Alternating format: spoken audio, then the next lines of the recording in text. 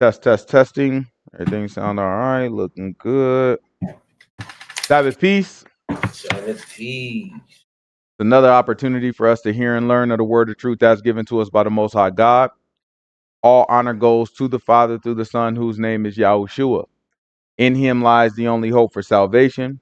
We know that it is obtained by grace through faith, not of works, lest anyone should boast, and given freely as a gift to all who obey him. We understand that if you do not obey him, it is made manifest or made obvious that you do not believe. In this state, you should expect no good thing from the Most High. However, anything that you do get, whether it be a gift of tongues, a gift of prophecy, or any supernatural experience that you may have, it can.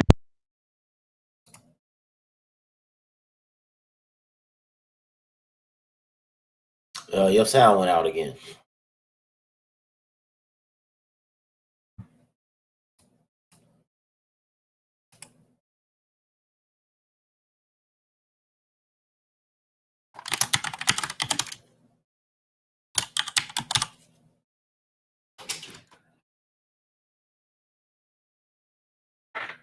What's wrong with it?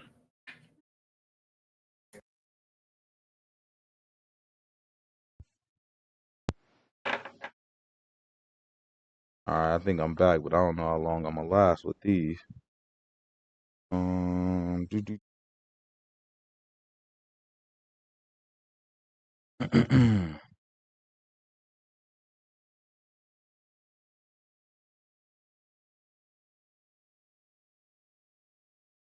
right, let's see how long it's last. All right, so peace to the saints watching in on the cameras, to the saints that's in the chat. Sabbath peace. What is that? Walter? Sabbath peace, Walter. Or Day of Atonement, I should say. But no peace to the wicked. The only thing we say to them is repent that they might live. So happy Day of Atonement. It's a day of afflicting of the souls for us to reflect on what God has done for us. What's up? No, you good. A day of afflicting of the souls to make sure that we understand that the Most High God is the only one that can atone for us. The only Most High God, and through His mercy, is the only one that we can make things right. When we think about atonement, we think about making it right. Right? There's some type of offense, and now there's an opportunity for us to fulfill our end of the bargain to make things right.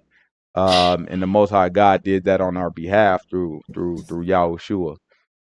This day was given to us by Moses, by God by the hand of Moses, and was given to us to commemorate us coming out of Egypt. So the Most High God had to atone for us to come out of Egypt. He made it right, one, by us going into the wilderness, and He had a priest for us that would offer sacrifices. So we'll talk a little bit about those sacrifices. But the most important thing is to understand that these even the tabernacle itself, everything that we were given from the Most High God that was given to us by Moses, it was given to us after like a pattern that was shown in heaven, right? So it's like a physical representation of something spiritual, right? And that's what we want to try to go over and try to understand. Matter of fact, grab Colossians before we get started. Let's do Colossians chapter 2 verse 16. Colossians chapter 2 verse 16. Because Colossians chapter 2 verse 16, they gonna tell us about this is gonna be Paul telling us about the shadow. Matter of fact, before we get that, grab Colossians chapter 2 verse maybe 8. This is Colossians chapter 2 verse 8. But before we talk about the things to come, we have to talk about all the stuff that we already celebrate. Right? We get up early in the morning on Christmas. Right? Get up early in the morning on Christmas. We get up early in the morning on Easter, start picking out outfits. Right? And all these days come from man-made traditions. All right? Don't have nothing to do with our book, don't have nothing to do with God. But we've been convinced to do it, and we've been convinced to honor God through this stuff. We think we honoring God when we go to church on Easter, looking for darn eggs. Right? We think we honoring God when we put up a Christmas tree, right, and fasten it with nails at the bottom. right? And hold that thing up real nice and put a nice black angel at the top. You know what I'm saying? Like we doing something.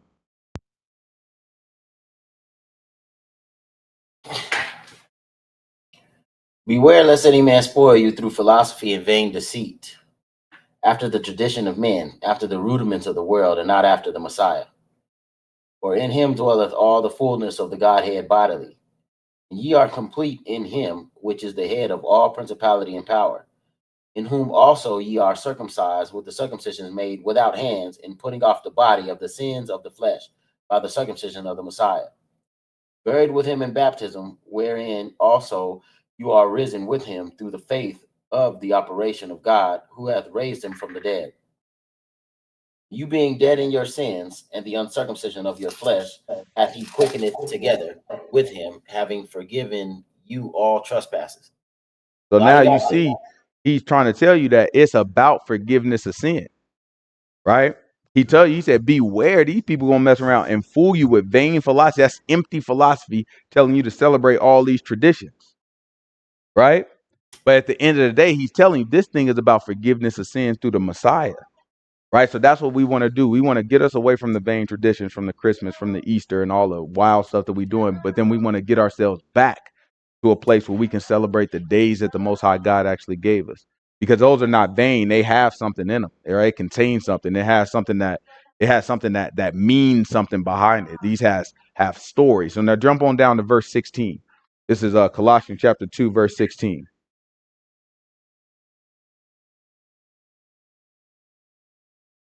It's Colossians chapter 2, verse 16.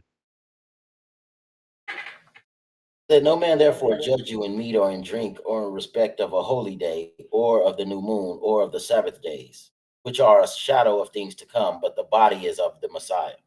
Right? So he said these things are a shadow of what is to come, but the body of it is in the Messiah. In other words, the fullness of it, the real stuff, all right, it's of the Messiah. Let's talk about Day of Atonement. Hebrews chapter 9, verse 1.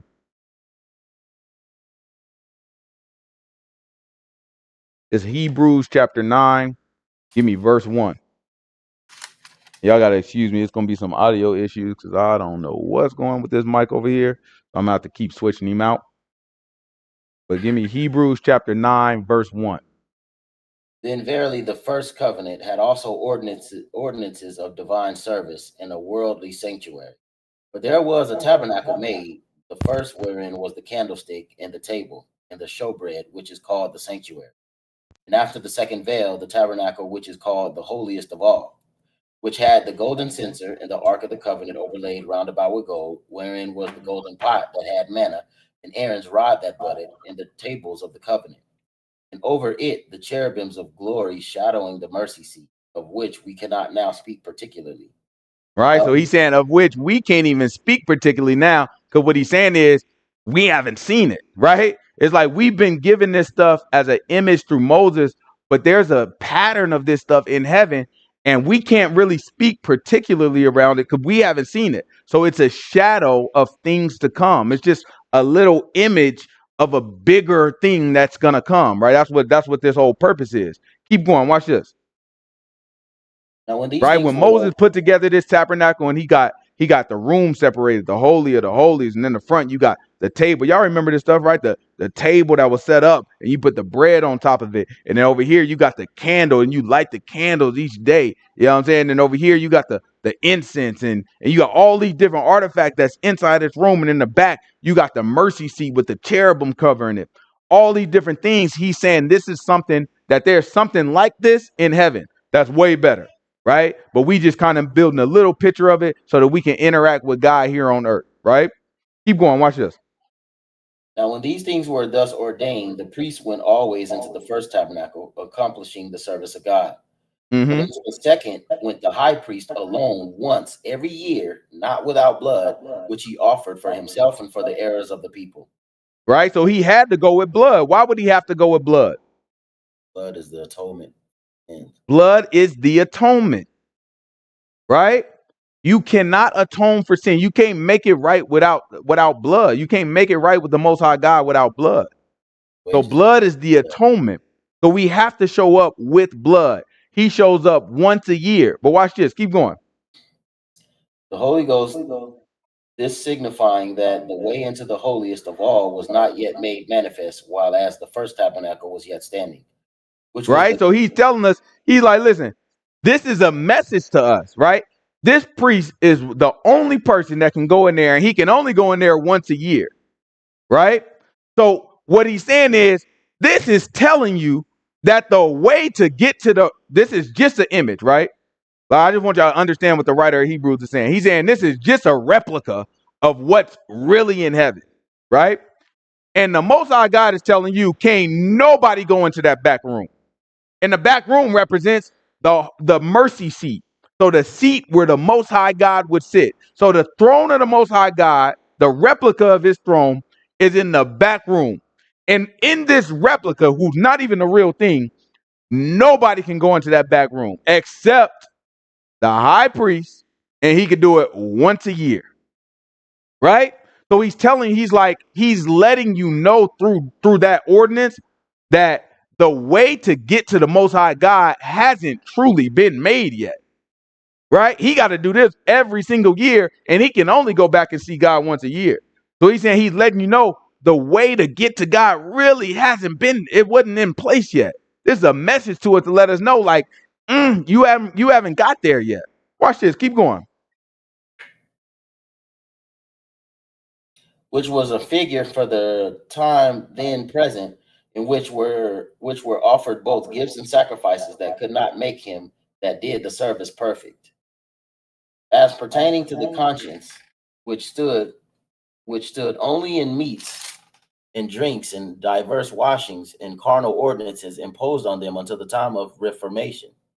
But the Messiah being come a high priest of good things to come by a greater and more perfect tabernacle, not made with hands, this is to say, not of this building, neither by the blood of goats and calves, but by his own blood he entered in once into the holy place, having obtained eternal redemption for us. For if Right? So his own blood is what made the atonement, right? He was able to make the atonement through his own blood. Everybody else's blood, if this animal's blood is really not enough, the animal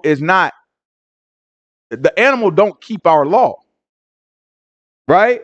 So the animal blood is also a replica. When our fathers would go into the wilderness or were in the wilderness, and we took our goats and our lambs and our bullocks and we sacrificed them, right? Those are replicas for the real blood that would sanctify us. But as a replica, the Most High God gave that to us. Like, okay, listen, this will hold you down for now. Use the replica for now. Yahushua is saying, I'm the real thing, right? I'm what the everything else. I'm what those replicas were signifying, right? Yahushua is the real thing. The animals were a shadow of Yahushua, right? Because the atonement, you have to atone with blood. Grab Leviticus chapter 17. Give me verse 10. This is Leviticus chapter 17, verse 10. Yahushua came to us and he said, listen, he said, unless you drink my blood, right, and eat my flesh, you know what I'm saying, you won't see the kingdom. So he told us to drink his blood and eat his flesh. This is Leviticus chapter 17. Give me verse 10.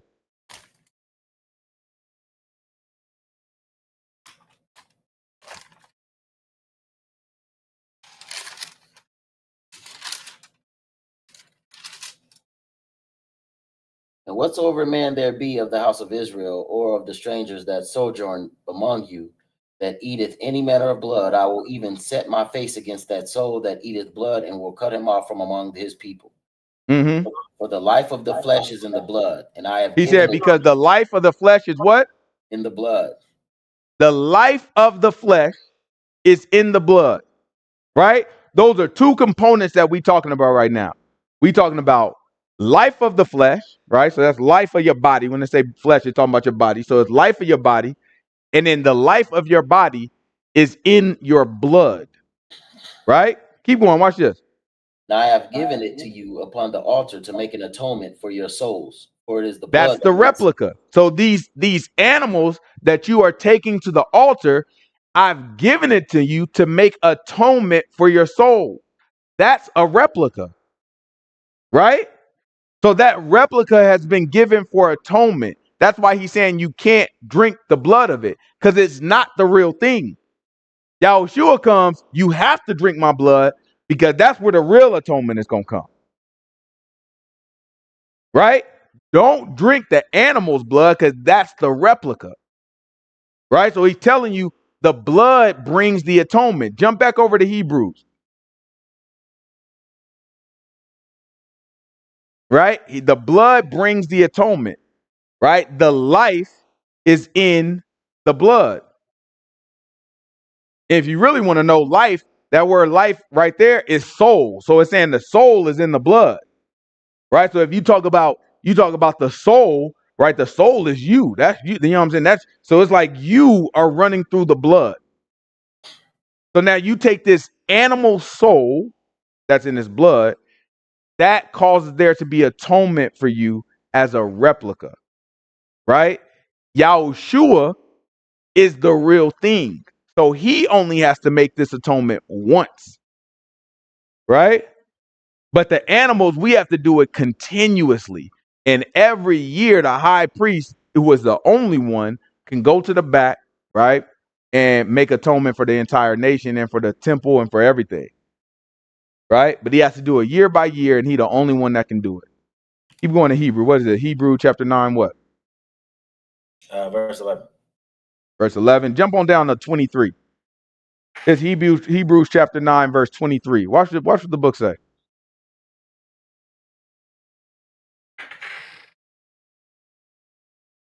It was therefore necessary that the patterns of things in the heavens should be purified with these, but the heavenly things themselves with better sacrifices than these. For the Messiah is not entered into the holy places made with hands, which are the He's not entered into the holy place made with hands, right? What it's talking about is when the Messiah went to go sit at the right hand of the Father, right? The mercy seat, right?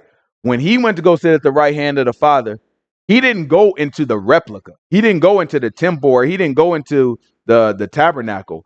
He went into heaven where the Most High God lives, right? He went into the real thing. It wasn't made with hands. People's hands didn't put that thing together. You remember Moses told us, he was like, hey, look, the Most High God is going to send the spirit of wisdom over all the people so they can start to sew together the garments of Aaron, right? And you remember he gave what's his name? Bezaleel. What is it? Bezaleel. Bezaleel, and it was his partner. What was his partner name? Like a Holaba, or what was it? Something like that. You know what I'm saying? But what was it? A holy app, maybe. I think so, something like that. But he gave them the wisdom to be able to put these things together. The Spirit of God filled them, right?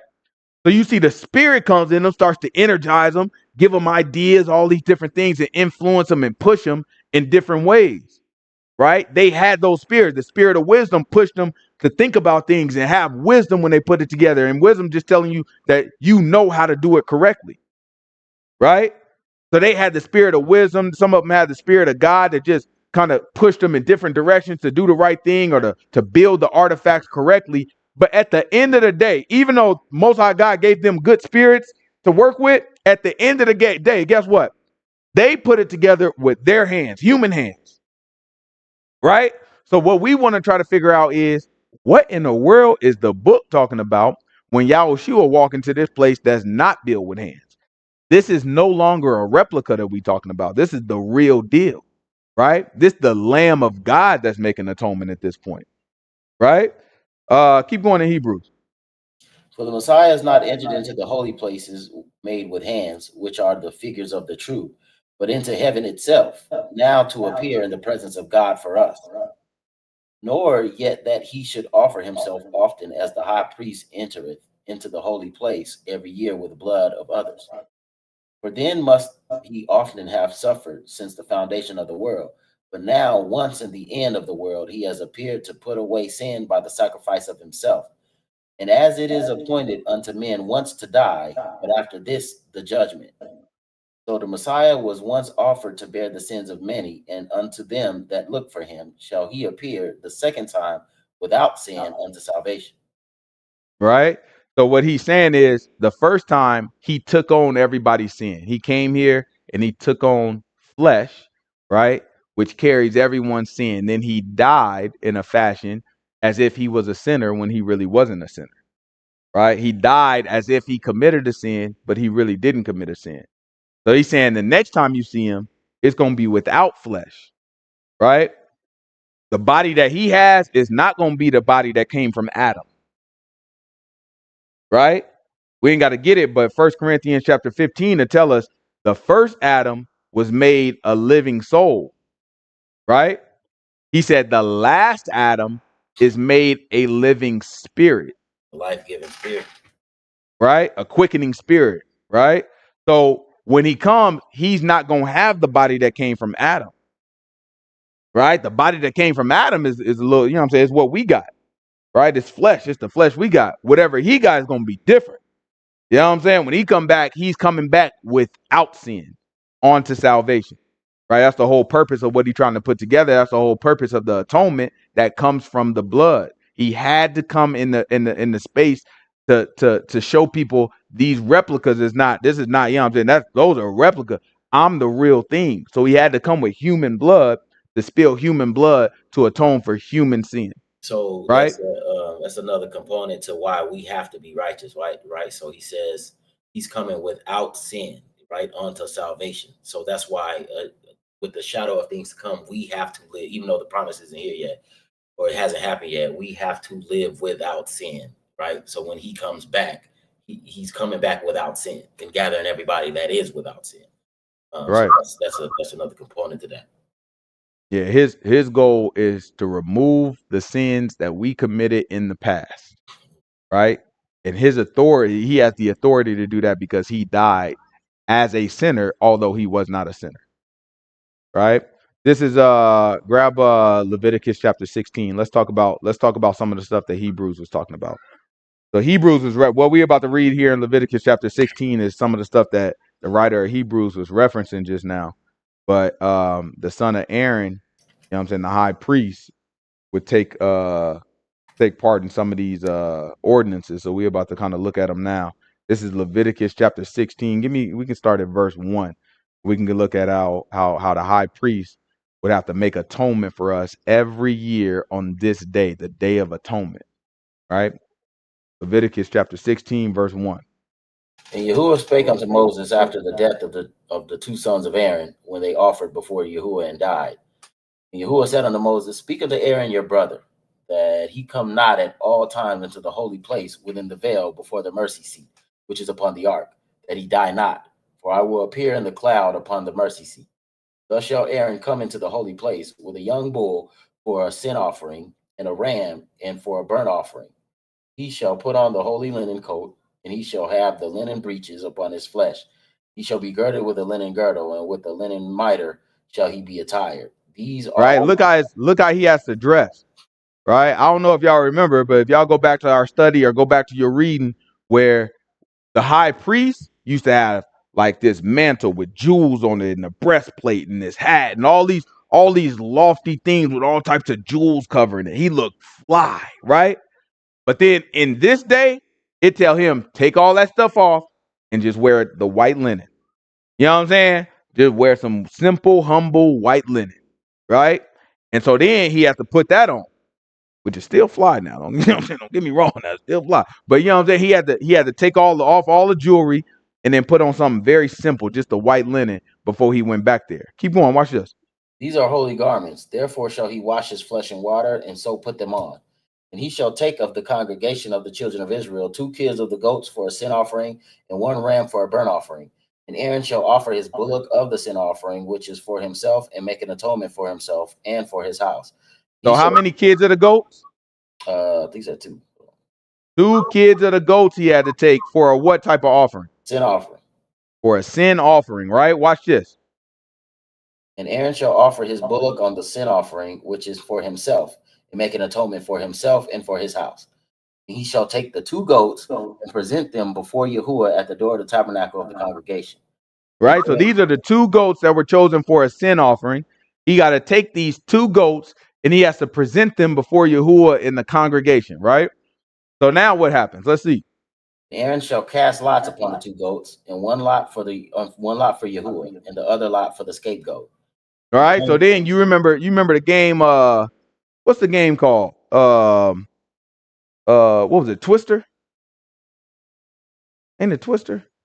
Twister. I think you got spin the little arrow, and then it land on the color, and that tell you what hand you got to put on the color or what foot you got to put on the color. Yeah. And then, you know what I'm saying, you mess around and get yourself all messed up. Then if you fall, you know what I'm saying, you lose. These kids don't know nothing about darn Twister. Yeah, you know what I'm saying? But you know what I'm saying, like you put your hands on all these things, and then it's like, okay, what you got to put it on next? Oh, now I got to touch this one. Then eventually you fall and you lose the game. So think of that, right? Think it's only 2 spots on here, and you got to spin this arrow, and it's gonna hit one of the 2 spots, right? Any, mini, mighty, mo. He spin this thing, and then it lands on one of the 2 goats, right? That's like casting lots. So it lands on one of the 2 goats. Then what happens on the with the 2 goats? Let's see. And Aaron shall bring the goat upon which Yahuwah's lot fell, and offer him for a sin offering. But the goat on which the lot fell to be the scapegoat shall be presented alive before Yahuwah to make an atonement with him, and to let him go for a scapegoat into the wilderness. And Aaron shall bring the bullock of the sin offering, which is for himself, and shall make an atonement for himself and for his house, and shall kill the bullock of the sin offering, which is for himself. And he right. So now it's back to the bullock. So for the goats, 1 goat is sacrificed, and 1 goat is set for a scapegoat. Right? 1 goat is sacrificed for a sin offering for the tabernacle and for the people. 1 is for a scapegoat, right? It's called a scapegoat. So let's jump down. Grab give me verse like 23.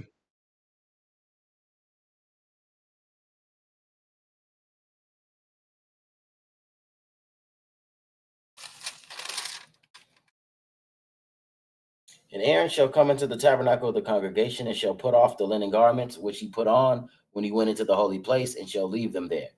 No, that's too far down. Give me like verse 20. And when he hath made an end of reconciling the holy place and the tabernacle of the congregation and the altar, he shall bring the live goat. So this is the goat that was alive. Remember, it's 2 goats. 1 gets sacrificed to reconcile the tabernacle and the congregation. All the people in the tabernacle, this goat has to be sacrificed. Then there's another goat that's kept alive, right? Let's look at this goat that's kept alive. Appreciate you, boy. You know what I'm saying? You got to fill it up to the top, though. You know what I'm saying? I don't know. I'm going to drink this in 2 seconds. You know what I'm saying? I'm a grown darn man. And Aaron go ahead. And Aaron shall lay both his hands upon the head of the live goat and confess over him all the iniquities of the children of Israel and their transgressions and all their sins, putting them upon the head of the goat, and shall send him away by the hand of a fit man into the wilderness. Right? So now you got to have a fit man. He got to be able to run now. You know what I'm saying? Listen, he got to be appropriate for the job. You got to run this goat all the way through the wilderness. You can't have no big old, you know what I'm saying, big old round man that walks slow. You know what I'm saying? Like, you got to get somebody that can get to it. So he got him, and he put his hands on the head of the goat, and he put all the sins of the people on this goat. He said, this goat shall carry all of the sins of the people, right? And then after that, he take a fit man, and the fit man go and run the goat out into the wilderness to go get rid of the goat. Say, watch it. Watch where the goat has to go. And the goat shall bear upon him all their iniquities unto a land not inhabited. To a land that's not inhabited. Can't nobody be there. Where this goat has to go, nobody can be there, right? It has to go to a land not inhabited. So that might be pretty far. That's why it got to be a fit man. You might be running for a long time. You know what I'm saying? Then you got to take this goat and be like, all right, let's go. Come on. Hey, get your butt. Come on. Like a little dog. Get your butt. Come on. Come on. Probably got a leash on them or something, pulling them. Goat get darn tired. You got to keep them going because you still got to get back. And the cold part is this fit man is still fasting like everybody else. So he might be, you know what I'm saying? He might be famished. He can't even get a glass of water. Can't get no big old round man to go. You know what I'm saying? It's like, nah, man. You know what I'm saying? Get the fit. Where you? Hey, Josiah, get your butt over here, man. You can run. Go ahead, take him. Right? So the priest would have to get a fit man to do it. Right? So when we look at this practice, it testifies of exactly what Yahushua is prophesied to do. Grab Revelation. This is Revelation chapter 20. This Revelation chapter 20, give me verse 1.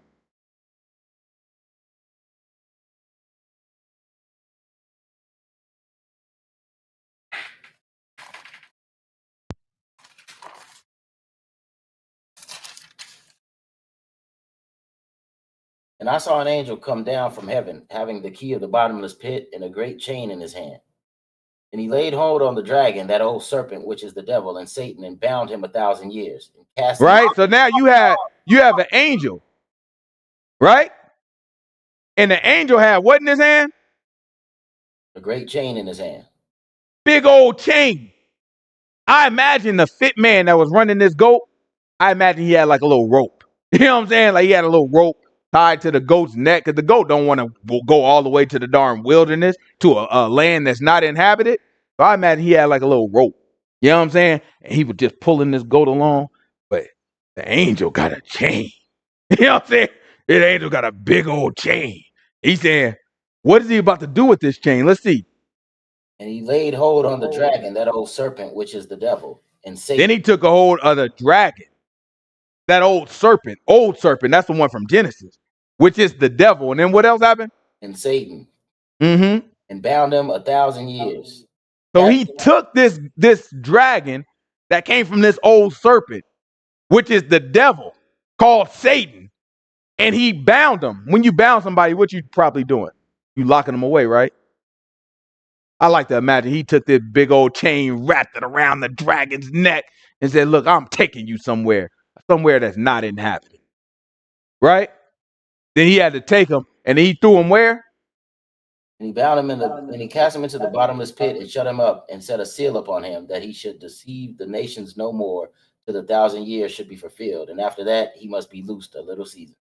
Right? So he had to be bound, right? Which means tied up with a big chain. After that, he cast him into the bottomless pit where there is no inhabitants, right? Ain't no people in there.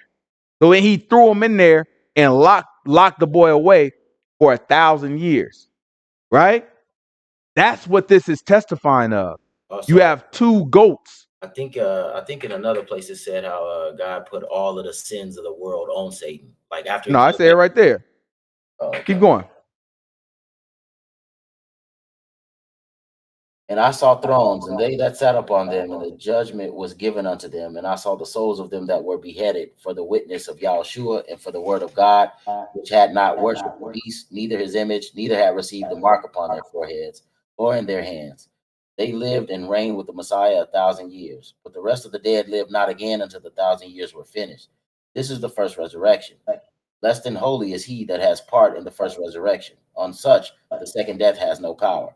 But they shall be priests of God and of the Messiah, and shall reign with him 1,000 years. And when this is everybody that's resurrected.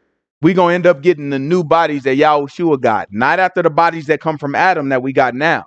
It's going to be new bodies. People going the regular people that got the bodies of Adam, the same type of bodies that we got right now, they going to look at us and they're going to be like, whoa, those people look like gods. They're going to think that we are gods. Right? You see like the superhero, you think of like, imagine like how you would look at a superhero that can fly and that's super buff, or that got power, that they, they can heal themselves, like Wolverine, you chop Wolverine up and then his body just start healing right in front of you. You would look at him different. You would look at him like, whoa. Now I ain't saying that we're going to be able to, I don't know, right? I don't really know how our body's going to operate, but however it operates, the people going to look at it and be like, those guys are different. And we're going to operate as kings and priests, right? So we're going to be like priests. So the same way the sons of Aaron were the only ones that went into the holy, the high priest rather, were the only ones that went into the holy place. And the sons of Aaron were the only ones that did the sacrifice and spilled the blood of the animals to atone for sin and to make up for sin, right? We then, those who are resurrected of all nations and all tongues, will be the ones who help the people that still got the bodies of the sons of Adam, right? It's going to be regular human beings like we know of today that's still around. And then there's going to be people who participate in what the book is calling the first resurrection, right? that first resurrection, they're going to be everyone who the Most High God, when he returns, held they died in righteousness, or they were still alive in righteousness when he came. Everybody who was seen as righteous by the Messiah, who kept the commandments, who turned away from all sins that defile us, those people will be the ones that get resurrected, and they will become priests and kings in the land, right? In the new temple, in the new land, in New Jerusalem that comes down, that's not made with hands, right? Then the rest of the people that's on the earth will be chilling, and we will become like priests to them, kind of like the sons of Aaron, right? Watch this, keep going. And when 1,000 years are expired, Satan shall be loosed out of his prison, and shall go out and deceive the nations which are in the four quarters of the earth, Gog and Magog, to gather them together to battle, the number of whom is as the sand of the sea. And they went upon the breadth of the earth and compassed the camp of the saints about in the beloved city, and fire came down from God out of heaven and devoured them. The devil that deceived them was cast in the lake of fire and brimstone, where the beast and the false prophet are, and shall be tormented day and night forever and ever. And I saw a great white throne, and on him that sat on it, from whose face the earth and Yeah, you're right. I thought it was right there. I don't see it. Go back to the beginning. We didn't read over it. And I saw an angel come down from heaven, having the key of the bottomless pit and a great chain in his hand. And he laid hold of the dragon, that old serpent, which is the devil and Satan, and bound him 1,000 years. And he cast him into the bottomless pit and shut him up and set a seal upon him, that he should deceive the nations no more, till the 1,000 years be fulfilled. And after that, he must be loosed for a little season. Yeah, I know what you're talking about. I did think it was right there, though. Yeah. But yeah, Satan is the one who deceived us, and you'll see that there was 1,000 years of peace, right? Yahushua reigned 1,000 years while Satan was bound up. He locked up away 1,000 years. He in a place that's not inhabited, and after that 1,000 years was finished, then deception came back, and the people tried to fight. So that's what this goat represents, right? When the high priest had the fit man carry the goat and take him to a land that's not inhabited, that's the same thing as Yahushua having an angel that had the big chain take the dragon, which is Satan, and bound him up in the bottomless pit and lock him away for 1,000 years. Because he all of our sins, right? Not all of our sin, but I'll say the deception, right? Us being able to make a choice based off of deception comes from Satan, right? That's not to say that people won't be sinning even when Satan is gone, but it will be their choice based off of that. Would just be rebellion at that point, right? But that the deception itself, right, will come from Satan.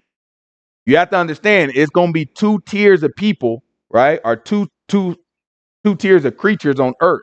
At least two tiers of creatures on earth.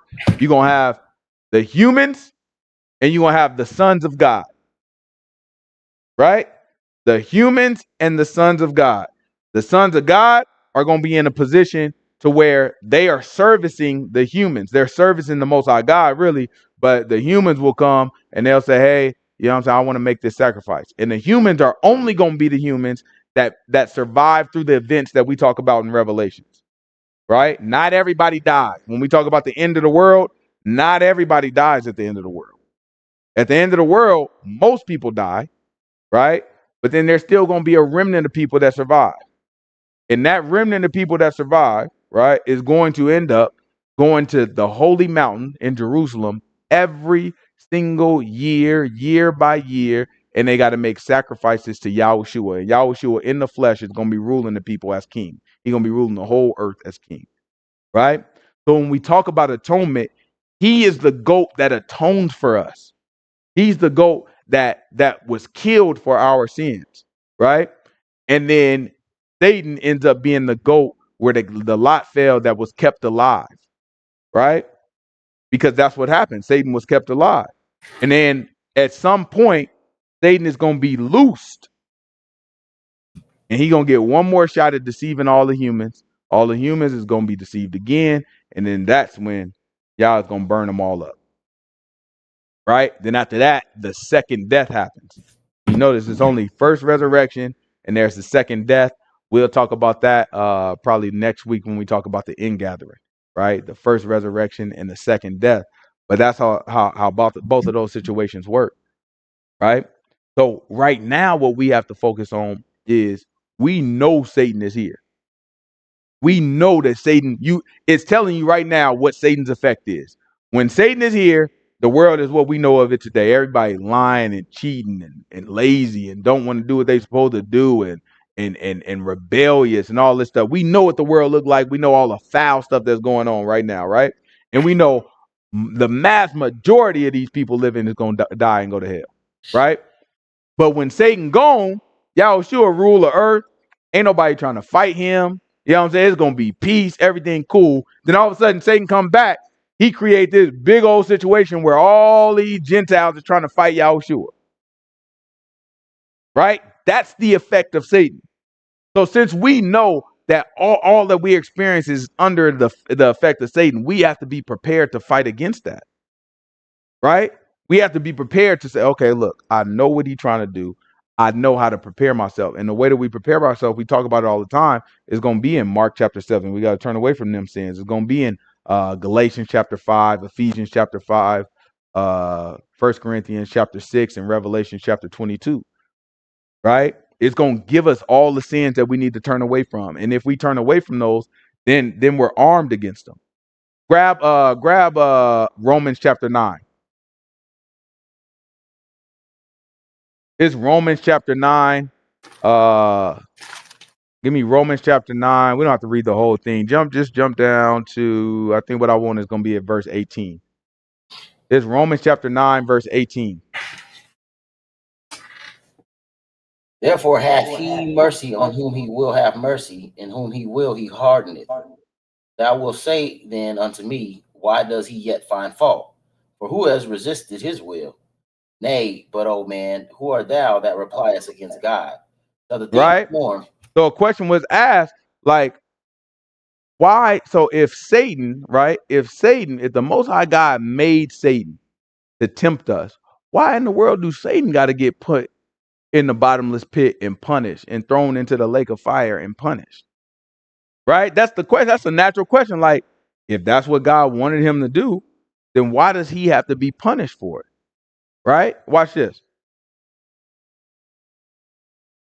Nay, but, O man, who art thou to repliest against God? Shall the thing formed say to him that formed it, why hast thou made me thus? Hath not the potter power over the clay of the same lump to make one vessel unto honor and another unto dishonor?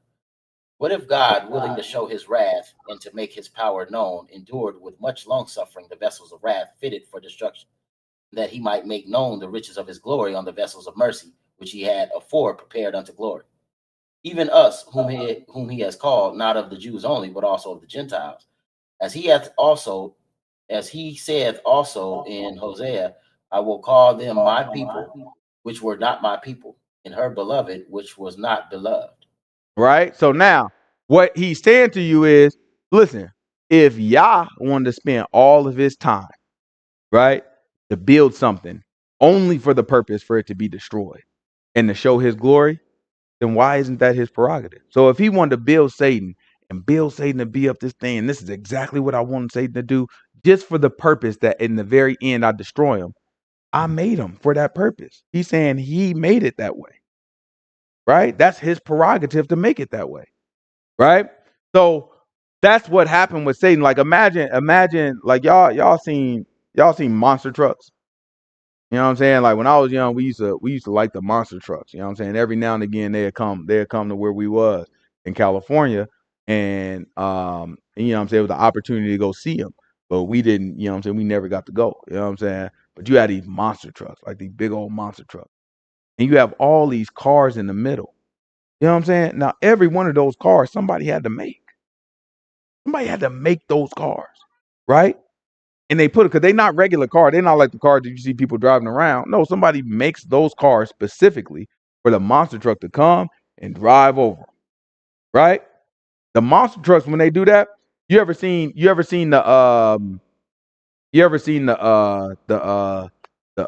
little, what do they call them? The little droids, like it's on, I forgot what channel they be on, but they be building little robots, little rolling robots or whatever.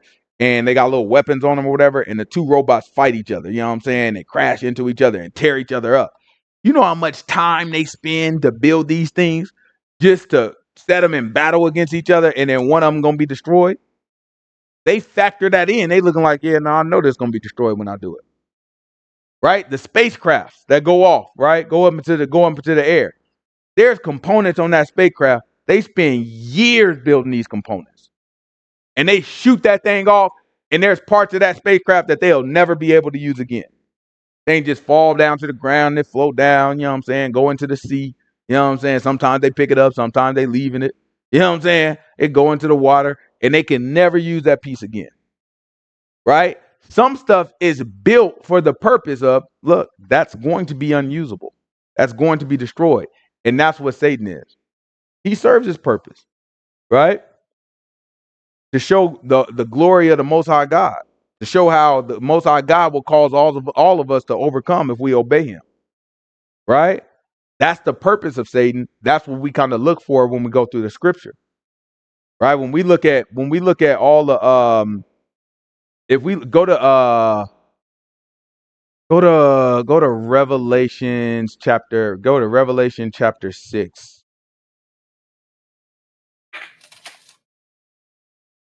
Give me Revelation chapter 6. Should tell me about the seal, verse 1. Yeah. Yeah, give me Revelation chapter 6, verse 1. And I saw the Lamb open one of the seals, and I heard, as it were, the noise of thunder, one of the four beasts saying, "Come and see." And I saw, and behold, a white horse, and he that sat on him had a bow, and a crown was given to him, that he went forth conquering and to conquer. And when he had opened the second seal, I heard the second beast say, "Come and see." And there went out another horse that was red, and the power was given to him that sat thereon to take peace from the earth, and that they should kill one another. And that Right? So he took, look, the second seal, it took peace from the earth so that everybody start killing each other. Right? Now, when we look at these seals, our minds are going to start being illuminated. We're going to start understanding the book and having the opportunity to understand the book. We're going to start to have real teachers of the scriptures, right? These things, we don't have prophets of the Most High God that's speaking to us, that's helping us understand things.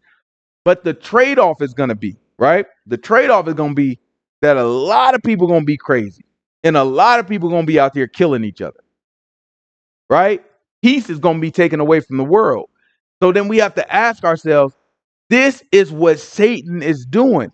When Satan sees that the Most High God opens up more information for the people, then Satan says, okay, let me up the ante. I got to bring more chaos, right? That's his purpose. We have to understand that as his purpose, and we have to understand what we're up against, right? Give me Ephesians 6. This is Ephesians chapter 6. Give me verse 10. Ephesians chapter 6, verse 10. Because there's no way. You have to know what you're up against. You can't guess. A lot of people just sit here and, oh, well, Satan's already been defeated and all this stuff, which is true. He has already been defeated, but you haven't defeated him yet. You know what I'm saying? Like, you still got to, like, you're right. It's already laid out. The plan is there that in the end, he gets defeated. The part that hasn't been chosen yet is who gets defeated with him and who defeats him. The only way you can defeat him is if you're chosen by Yahushua. Yahushua already defeated Satan. The only thing that's happening right now is we choosing the sides. Who gonna end up being defeated with Satan? Who gonna end up being on the side that defeats Satan? So our behavior is the only way to choose that side, right? It's still a real war out here, right? We still battling out here, but the battle is not like the battle that David fought. The battle is not like the battle that King Saul fought, right? Battle is not like the battle that Joshua fought. These are different battles. These are spiritual battles. Grab Ephesians. It's Ephesians chapter 6. Give me verse 10. Finally, my brethren, be strong in Yahuwah and in the power of his might. Put on the whole armor of God, that ye may be able to stand against the wiles of the devil. Right? When they say wiles of the devil, it's talking about his tactics, right? Stand against the tactics of the devil, right? So he's saying, what I'm about to explain to you is how you defend yourself against the tactics of the devil. Watch how I tell you how you should stand and oppose the devil in his face and say, I rebuke thee, devil. Watch how I say you should go learn all of the dark secrets and magics and learn about all of it so that you know how it works to defeat the devil. It doesn't tell you these things. This is the stuff that these people make up. These people go open up all these books. These Hebrew Israelites, they go open up all these divination books and get to reading through all these books and like, yeah, this is how divination works. Don't try to act like you doing that for the Most High God. You doing that because you interested in that stuff. The leader of the ICUC, I think he was. You know what I'm saying? You doing that stuff because you interested in it. You reading all that stuff and teaching people that stuff and trying to make it seem like I'm just educating the people because I want y'all to know about it. This stuff is wickedness. Nah, I don't know about you. You know what I'm saying? I don't know about you. I feel like you're doing it because you're trying to spread. You interested. You curious. You curious about what these devils is doing. Right? That stuff is a trap. And you'll mess around and fall for it. It's not enough for a lot of people to just follow what the books say. He tell you exactly what you need to do to defend yourself against the wiles of the devil. Watch this. For we wrestle not with flesh and blood, but against principalities, against powers, and against rulers of the darkness of this world, against spiritual wickedness in high places. Mm-hmm. Therefore, take unto you the whole armor of God, that ye may be able to withstand the evil day, having done all to stand. Stand therefore, having your loins girt about with truth, and having on. Right. So he said, loins girt about with truth. Right. There's no physical belt. Right. When you say loins girt about, talking about, think of it like a belt. There's no physical belt that represents truth. Right. This is spiritual. He's giving you spiritual imagery. So he's saying truth acts like a belt in a body of armor. So if you have a real body of armor and you have in a battle like Joshua or David or like King Saul or one of the other great warriors in our history, right? If you having a battle like them, then guess what? You got to have a belt. Well, in the same way, in the spiritual version of this battle, you got to have truth, which operates in the similar fashion as a belt would in a battle, again, in a real battle, in a physical battle, right? So you have truth. What else?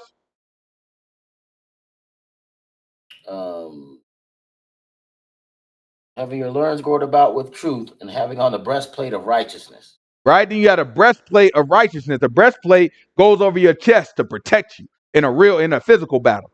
Right? A physical battle, you got to put your breastplate on because them boys might be shooting arrows, and that breastplate might catch an arrow before it hits your heart. Right? So it's like, okay, good. We protect it in our chest area with the breastplate. So you have to have a breastplate of what now? Righteousness. Well, he's telling you righteousness does something similar.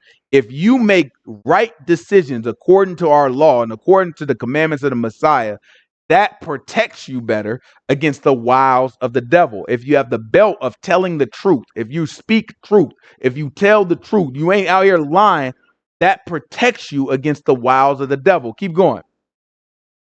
And your feet shod with the preparation of the gospel of peace. So if you got the gospel and you understand the gospel, right, that protects you. You know what I'm saying? Sometimes you got to have good shoes. You moving around, you swinging swords, this, that, and other. You need the shoes in battle, right? He's saying, well, much like that, you need the gospel. You got to have the information of the gospel when you're going back and forth with in the spiritual sense, right? Keep going. Above all, taking the shield of faith, wherewith ye shall be able to quench all fiery darts of the wicked. Right? Faith is not a physical thing, right? It said the shield of faith. It's not like there's a physical shield. We know faith is not a spiritual thing. I mean, a physical thing, right? Because grab Hebrews chapter 11. This Hebrews chapter 11. Give me verse 1. Watch this.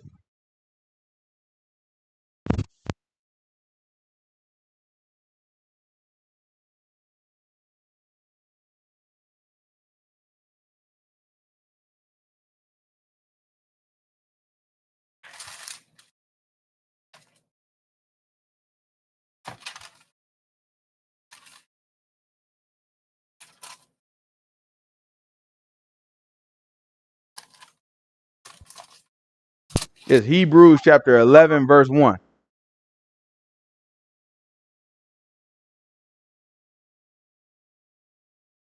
Now, faith is the substance of things hoped for, the evidence of things not seen. For by it the elders obtained a good report. Right? So faith is the substance of things that you hope for. If you hope for something, you don't have it. That means it's the substance of things that you don't have, that's not tangible. And the evidence of things what? Unseen. And the evidence of things that you cannot see. Right? So faith is not a physical thing. It's not a darn shield. Right? But this is an image. It's telling you the same way that you can block a blow from a sword or block a blow from an axe or from a spear. When you got a shield, your faith can block the wiles or the tactics of the devil. So he's given us imagery of how we fight this battle. But this is not good enough for a lot of us. Right? This is not. What I don't understand is, how did Satan go from being on the team of the Most High to being in the battle with the Most High? What happened to their relationship? When was? No, I think so. The team. I don't know. There's nothing in the scripture to say that that Satan is on the team of the Most High, right? And he's never in a battle with the Most High. So at no point either of those ideas are he follows the orders of the Most High, right? But he's never in a battle with the Most High, and he's never on the team of the Most High, right? He's in a battle with us. He's in a battle with the angels, right? But he's never in the battle with the Most High. Yah himself is never fighting against Satan. Yah gives directives to people, and Yah gives a directive to spirits, of which Satan is a spirit, right? The angels are spirits. We are people. And so he gives instruction to us, and he said, and he gives one instruction to Satan and another instruction to the next person, right? And then from there, whatever comes about, right? Based off of our obedience.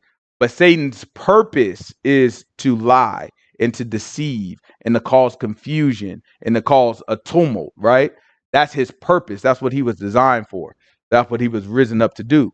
So with that, our purpose is to serve the Most High God, right?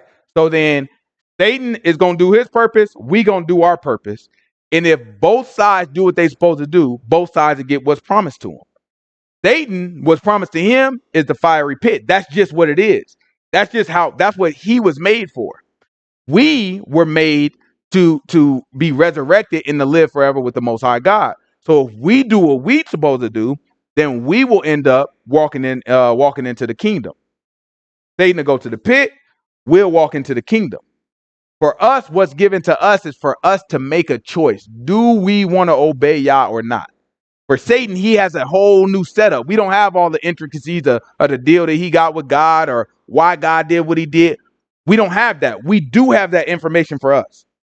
For us, he's saying for all of us, y'all have to make a choice. Do you want to serve God or not? And you have to make that choice while being tempted by sin from Satan. And if you can make it through that, then you are worthy to be resurrected. And the only way we make it through that is with the armor of God, with truth and with righteousness and with faith, right? These are the only ways that we can make it through these things. Otherwise, we will fail. But a lot of times that's not good enough. So people go find other ways to do it. We can't try to get to the Most High God by any way other than what he set forth for us, right? Otherwise, we won't be able to handle this thing, right? It'd be too much. What's this say? She said, how is he defeated by him, but we still at war with Satan? Yahushua is defeating him because Yahushua comes in the form of man. What Satan brings, right? What Satan brings is death, right? That's the whole purpose. His whole goal is death. Death is defeated by Yahushua against man. Yahushua comes in the fashion of man, which puts him as the leader of a battle that we couldn't win, right? Satan is at battle with man, with humans, and he's at battle with angels, right? Yahushua comes in the fashion of man, right? Spirit of God in man. We can't win that battle against him, right? So then Yahushua is the representative of us against Satan. He defeated Satan by being resurrected from the death. So the best power that Satan got is, I can tempt you into having yourself killed in a way that you will be dead forever and you won't enter into the kingdom. right? So that's his prerogative. That's his strength. That's his power. It's death. Yahushua said, we never had an answer for that death until Yahushua came. Yahushua say, okay, go, I'm going to be resurrected from death because I'm going to be righteous the entire time. Once he is resurrected from death, that means that, and it resurrected from death in a way that he never will die, right? That means that now he has a formula for defeating death for a human, right? So now it gives us the power to defeat death. The only thing that's left undecided is, what side are you on? Are you on the side that you fell for the temptations of Satan, or are you on the side that you obeyed Yahushua? But it's not a war between the Most High and Satan. All of it is going according to the Most High's will. Most High not right? fighting nobody. Huh? Yeah, the Most High not fighting nobody. He's not fighting nobody. Not even close. Yeah, he's not fighting nobody. Yeah. It's just the people, right? The people get set up to be against God. You know what I'm saying? Or the people get set up to be against by God. God sets us up to be against Satan, or Satan to set us up to be against God. Like if you look, but Satan and God are not at odds. Yeah, like what we read in Revelations, it said the angel came with a chain and it bound Satan. And then also earlier in Revelations, it tell you like how Satan fell from heaven, how a war broke out in heaven. The angels and Satan and his angels was fighting. Like the Most High God. Grab that actually. Grab this Revelation chapter 12. Give me verse 7. Yeah, the Most High God not lifting up his finger to fight nobody. Like everybody does it. All he got to do is say a word and everybody's done. Like there's no fight.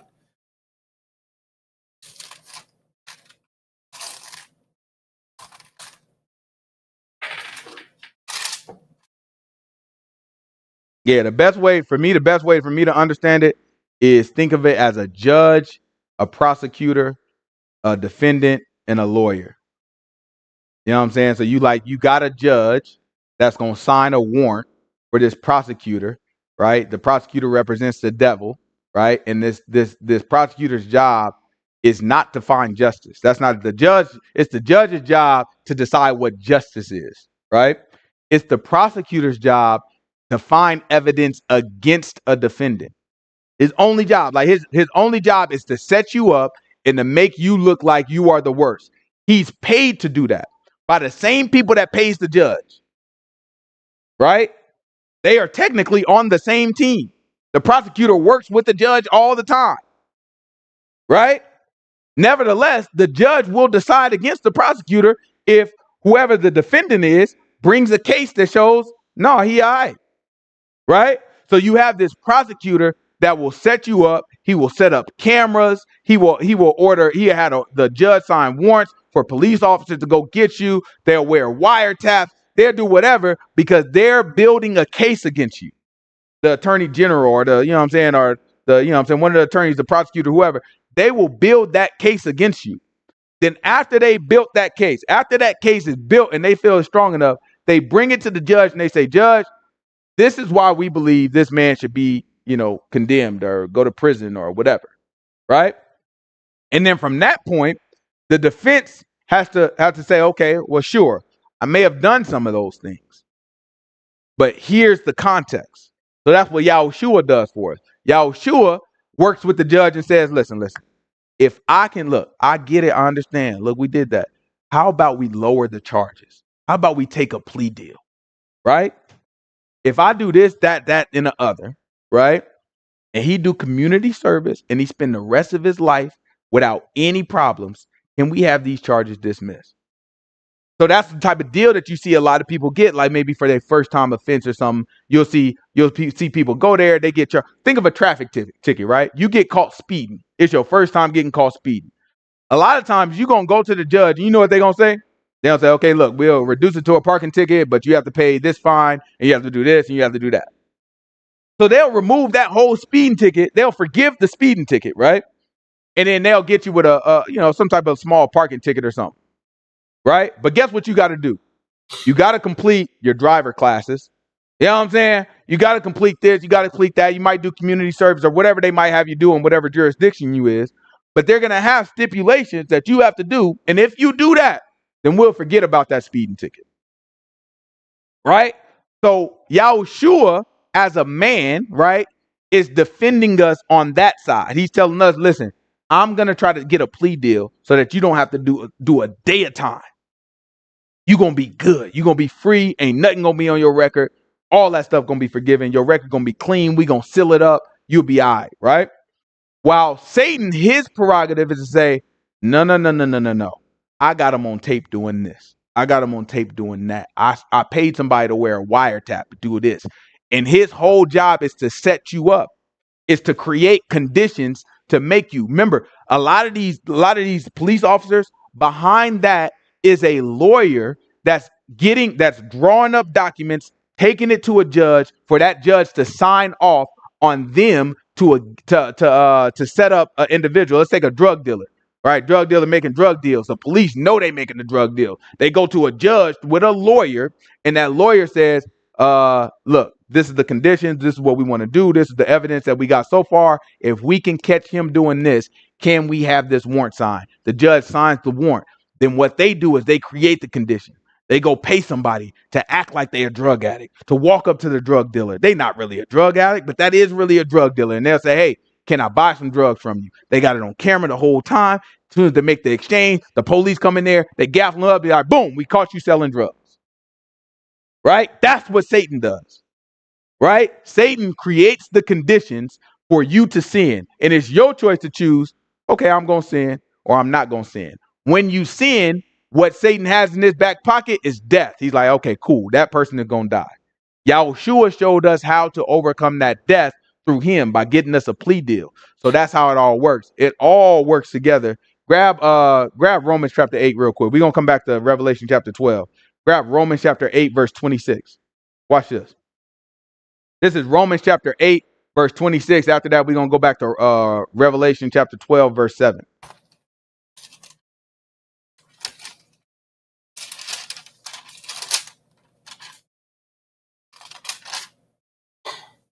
All this stuff is spiritual. Likewise, the Spirit also helpeth our infirmities, for we know not what we should pray for as we ought, but the Spirit itself makes intercession for us with groanings which cannot be uttered. And he that searches the heart knoweth what is in the mind of the Spirit, because he maketh intercession for the saints according to the will of God. Right? So it's telling you right here, you don't know what's going on. You don't know nothing about the spirits. Right? That's what Ephesians was telling us about. We at war with spirits, principalities, right? And the only way to defend ourselves is to put on the armor of God, right? But we don't know what this stuff is. We don't see it. This is spiritual stuff. We can't see none of this stuff. So he's saying the spirits know what's in our heart and what's going on in our minds. And sometimes when we pray in the spirit, we saying stuff that we don't even understand. That's speaking in tongues. Right? He said in groaning, because we don't know. The spirit is this invisible force. And it's multiple spirits. All these spirits are invisible forces that we don't understand and we don't know. Right? Keep going. Watch this. And we know that all things work together for good to them that love God, to them who are called according to his purpose. For whom he did foreknow, he also predestinate, and to be conformed to the image of his Son, that he might be the firstborn among many brethren. Mm-hmm. Moreover, whom he did predestinate, them also he called. And whom he called, them also he justified. And whom he justified, he also glorified. What shall we say then to those things? If God be for us, who can be against us? Right? So if God is for us, who can be against us? Right? How do you know God is for you? Because he predestinated you. In other words, he chose you before you even existed. That's how you know God is for you. Well, how do I know if he chose me before he existed? Because he's going to then cause you to walk in his way for you to be glorified. Well, how do I know that he caused me to walk in his way? Well, am I choosing to be obedient to him? If not, let me start today. Right? It's the proof is all in the pudding. There's no answer. There's no shortcut or anything. You have to choose to be obedient. Those of us that choose to be obedient in the end, we're going to be justified in the end. Watch this. Keep going, though. He that spared not his own Son, but delivered him up for us all, how shall he not with him also freely give us all things? Mm-hmm. Who shall lay anything to the charge of God's elect? Who shall lay anything to the charge of God's elect? It is God that justifies. Who is he that condemns? It is the Messiah that died, yea, rather that is risen again, who is even at the right hand of God, who also makes intercession for us. Who shall separate us from the love of the Messiah? Shall tribulation or distress or persecution or famine or nakedness or peril or sword? As it is written, for thy sake we are killed all the day long. We are accounted as sheep for the slaughter. Nay, in all things we are more than conquerors through him that loved us. For I am persuaded that neither death nor life, angels or principalities, powers, nor things present, nor things to come, nor height, nor depth, nor any other creature shall be able to separate us from the love of God, which is in the Messiah, Yahushua, our Lord. That's the end? Yeah. Ooh, that's not what I want to grab. I'm looking for all things work together for those who love him. Well, I read it already. Are we missing? What verse was it? Go back to that verse. I missed it then. And we know that all things work together for good to them that love God, to them who are called according to his purpose. Right? So all things work together for the good of the Most High God. So it looks like, oh, it's evil. Satan is evil and this, that, and the other. Like all this stuff is happening. You got evil people. You got good. You got people that's going to end up being justified as good people. You got all these different things, right? But the whole thing works together for justice. It works together for justice. And if you love the Most High God, if you serve the Most High God, then all things work out. The way it ends is going to be in your favor. Right? So that's what we're preparing ourselves for, because it's rough. Satan is spiritual warfare. Satan is attacking us from all different types of ways of spirit. And just like Paul was just explaining to us, we don't really understand this much stuff that's happening to us spiritually. So much so that even when God is trying to talk to us and our spirit is trying to communicate with God, right? When our personal spirit is trying to communicate with God, it's communicating in ways that we don't even understand. So it's language that we don't understand, and our mouth just start moving, and that's speaking in tongues, right? But it's like we don't understand what is going on spiritually, right? And now Satan has turned up the heat, and he continuously this is Revelation chapter 12. Revelation chapter 12, verse 7, because we're going to talk about why Satan is starting to turn up the heat, right? So this is Revelation chapter 12, verse 7. Satan, though, is turning up the heat continuously, and he's going to continuously turn up that heat as time goes on, because things are going to get rougher and rougher and rougher, and we are going to be tempted in different ways, right? This is Revelation chapter 12, verse 7. Watch the book say. There was war in heaven. Michael and his angels fought against the dragon, and the dragon fought against his angels. So who fought against who? Michael and the dragon. Right? This is not God fighting. Right? Remember, God told Satan when he was amongst the sons of God to go get Job. Right? But now that Yahushua went to heaven, he went to the right hand of the Father to go to the Holy of Holies. Right? Once Yahushua did that, there is man against Satan. So now that you have the descendant of Adam here, right? His soul is here now. Now certain spirits can't be here anymore. So watch what happens. And prevailed not, neither was there a place found any more in heaven. And the great dragon was cast out, that old serpent called the devil and Satan, which deceiveth the whole world. He was cast out into the earth, and his angels was cast out with him. So now Satan's job is to be against the human being. We don't have to get it, but that goes all the way back to Genesis chapter 3, right? Genesis chapter 3 tells the woman that your seed would be at enmity with the serpent. It just told us that the dragon was the old serpent, right? So Satan's job is to be against the descendants of Adam. Yahushua is a descendant of Adam. He was resurrected. He goes to the right hand of the Father, still a descendant of Adam. The son of man is what he calls himself. The same when they say man, it's saying Adam. So he's saying son of Adam, right? So the descendant of Adam goes to the right hand of the Father. Now Satan is up there. His prerogative, it's like a malfunction in a computer. His prerogative is like, I have to be against the human. But Satan see him, he at the right hand of the Father. It's like, oh, no. So now it's like, well, there's no place for you here anymore. Because guess who's running the show? A human being. right? A son of Adam is running the show now. He's making the decisions now. So now it's different. So now there's no place for you here. Go down there with the rest of the humans. And that puts angels that are on Satan's side, in other words, the evil spirits that deceive us and cause us to do evil, right? Those spirits are on Satan's side. And now you have the spirits that bring about righteousness and that instruct us towards righteousness. They're on the other side, and then they fight, right? Both of them are doing what Yah told them to do, right? But now this space doesn't allow for both. So now they fight and they have to go down, right? Keep going. Watch this. It say there was found no more place. And prevailed not, neither was there a place found any more in heaven.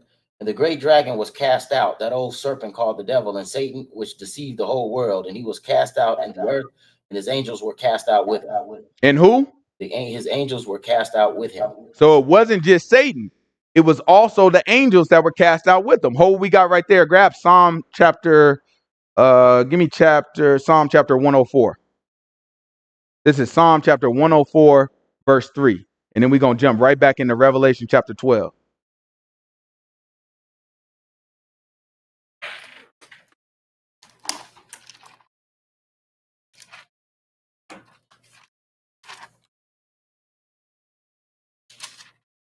This is Psalm chapter 104, verse 3. Who layeth the beams in his chambers in the waters, who maketh the clouds his chariot, who walketh upon the wings of the wind, who maketh his angels spirits. He maketh his what? Who maketh his angels spirits.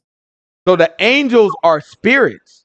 So when it says Satan's angels, those are Satan's spirits. Those are evil spirits. Satan means adversary. So those are adversarial spirits to human beings, to sons of Adam. Those spirits no longer live. Like when y'all see this stuff, don't take any of it personal. Right? Don't look at it like, oh, well, don't take it personal. It's all business to God. Right? Those spirits only got to get in there, not because God is like, oh, I don't like what's happening. I wish I could stop those spirits. That's not what God is saying. Those spirits are only living because, well, rules are rules. You know what I'm saying? Son of man here now. You know what I'm saying? Now, next step is for you to go down there with all the rest of the sons of men until the time has come. You remember when Yahushua cast out the demon? Grab Luke chapter 4 real quick. Then we're going to go back to Revelation chapter 12. It's Luke chapter 4. Give me verse 31.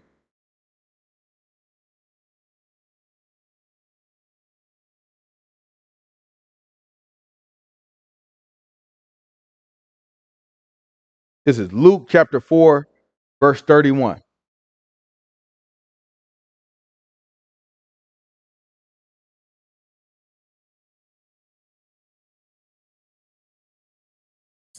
And came down to Capernaum, a city of Galilee, and taught them on the Sabbath days.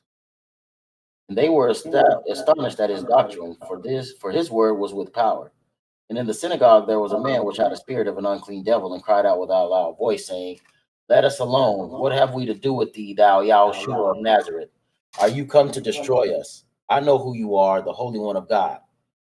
And Yahushua rebuked him, saying, Hold thy peace, and come out of him. So these spirits know who the boss is. Watch what the people say. Watch this. And when the devil had thrown him in the midst, came out of him and hurt him not. And they were all amazed and spake among themselves, saying, What word is this? For with authority and power he commanded the unclean spirits, and they come out. And the only reason Yahushua is able to do that because he has the Spirit of God. God is the ruler of all the spirits. So it creates a conundrum for the devils because it's like we're supposed to be against man and we're supposed to tempt man. But at the same time, this man, because he has the Spirit of God, has authority over us and we have to obey him. God is not at war with the spirits, though. Right? God has authority over the spirits. Man is at war with the spirits. That's why these devils have a problem with Yahushua, because they looking like, on one hand, are you coming to destroy us? It ain't time yet.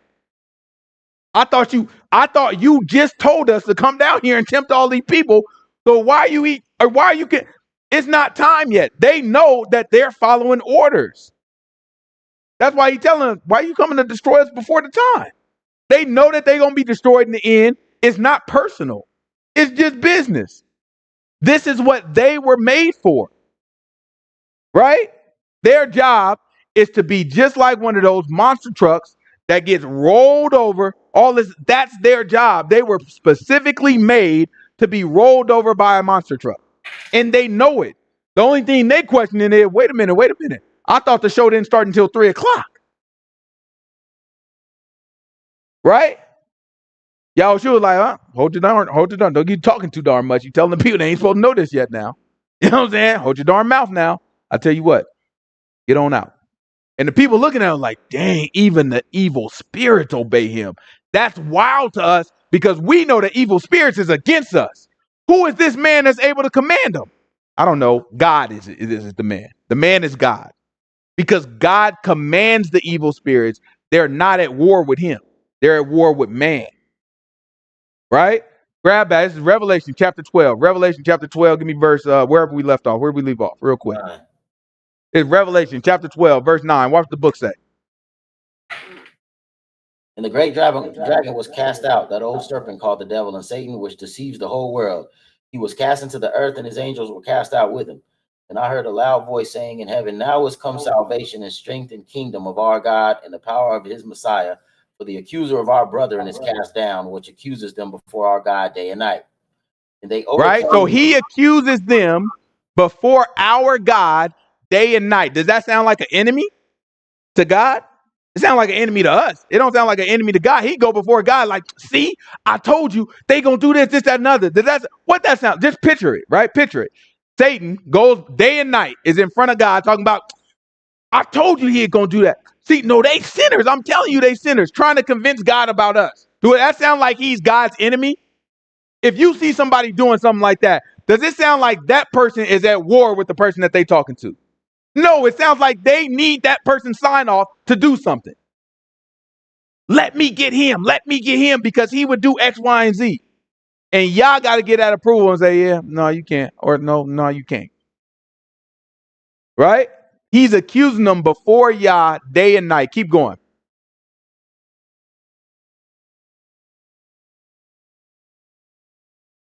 And they overcame him by the blood of the Lamb and by the word of their testimony, and they loved not their lives unto the death. Therefore rejoice, ye heavens, and ye that dwell in them. Woe to the inhabitants of the earth and of the sea. For the He said, woe to the inhabitants of the earth and of the sea. For what reason? For the devil is come down unto you, having great wrath, because he knoweth that he has but a short time. He knows his time is short after Yahushua went up. He knows it. It's not personal. It's not like that the devil's being tricked. He know it's us that don't know our purpose. It ain't Satan. Satan good. Trust me. He's all right with what's about to happen to him. He has a different setup, he's not a human. He's not like us, right? We are the ones who don't know what we're here for. We the ones that don't understand our purpose. We the ones that don't. So that's what Yah is trying to communicate to us and get us to obey and understand. Satan know what's coming. He like, oh crap, I'm already getting kicked out. Dang. Okay, time is short. Hey, ramp it up, boys. We got to see. Look, we got to read our quota. Our quotas is now double. You know what I'm saying? I told y'all 1,000 people a day got to be sinning. No. Let's triple it.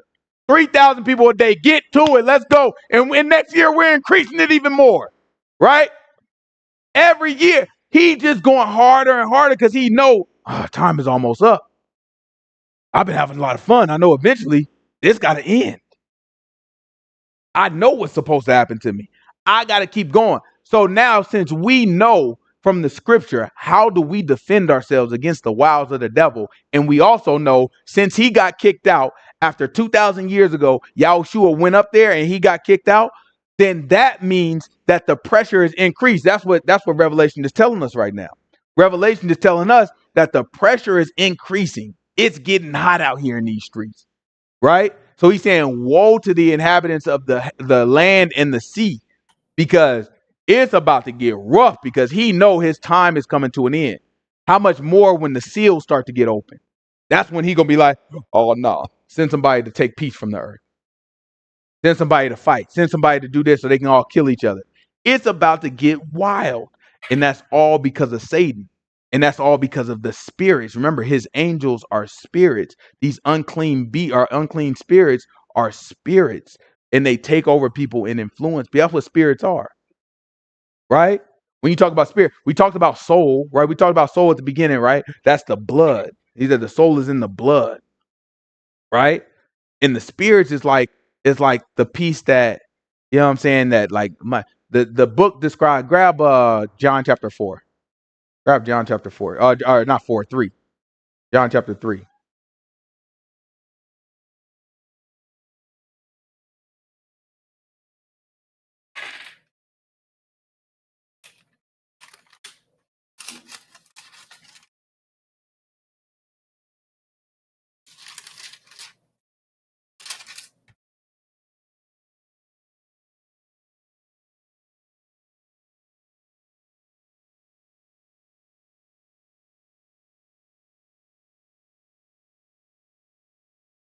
This is John chapter 3. What verse I want? It should be the wind bloweth where it listeth. 8. This is John chapter 3, verse 8. Watch what the book say. The wind bloweth where it listeth, and thou hearest the sound thereof, but cannot tell from whence it come and where it goes. So is everyone that is born of the Spirit. So the scripture describes the spirit like wind, right? So think of the role that wind plays. In fact, the Hebrew word for spirit is also translated as wind. So when you see in the book where it say the east wind or the south, or they say the east wind or the west wind or whatever, the word there where we translate wind, the actual behind it is the same word that's used for spirit, right? So spirit describes this invisible force. I can't see it. I can only see the effects of it. Right? That's what spirit is. It's all types of invisible forces. When you think to yourself and think, like, I know that I move my hand, right? I'm choosing to move my hand up and down, right? Well, that's my soul that chooses that, right? But I don't choose to make my heart beat, right? I don't choose to breathe up. I mean, I might try to take over, but my body will naturally breathe without me thinking about it since I was born, right? Those are things that my spirit powers. So another word, when you see breath, right? So the wind is spirit. You see breath. That's also spirit, right? So you see the word breath in the Bible. A lot of time behind that is a word that means spirit, right? The breath of life, the breath of God, right? The blast of God. Sometimes it's blast, right? The blast of God or the breath of life, right? It's talking about blowing. Grab Genesis chapter 2. This is Genesis chapter 2. Give me verse 7. Because it's all types of spirits, right? Spirits is like a vast thing. You know what I'm saying? We just talked about the spirit of wisdom, right? That was given to the children of Israel that were helping out with building the priest's clothes, right? But you also got like the spirit of anguish. Remember the spirit of sorrow. If y'all remember Samuel's mom, she had the spirit of sorrow on her. And her soul cried out, right? I think it actually say both. It's like the spirit of sorrow was on her, and her soul cried out to Yahuwah, and the high priest Eli looked at her and thought she was drunk, right? After we get Genesis 2, go to Isaiah 11. It's Genesis 2, chapter 7.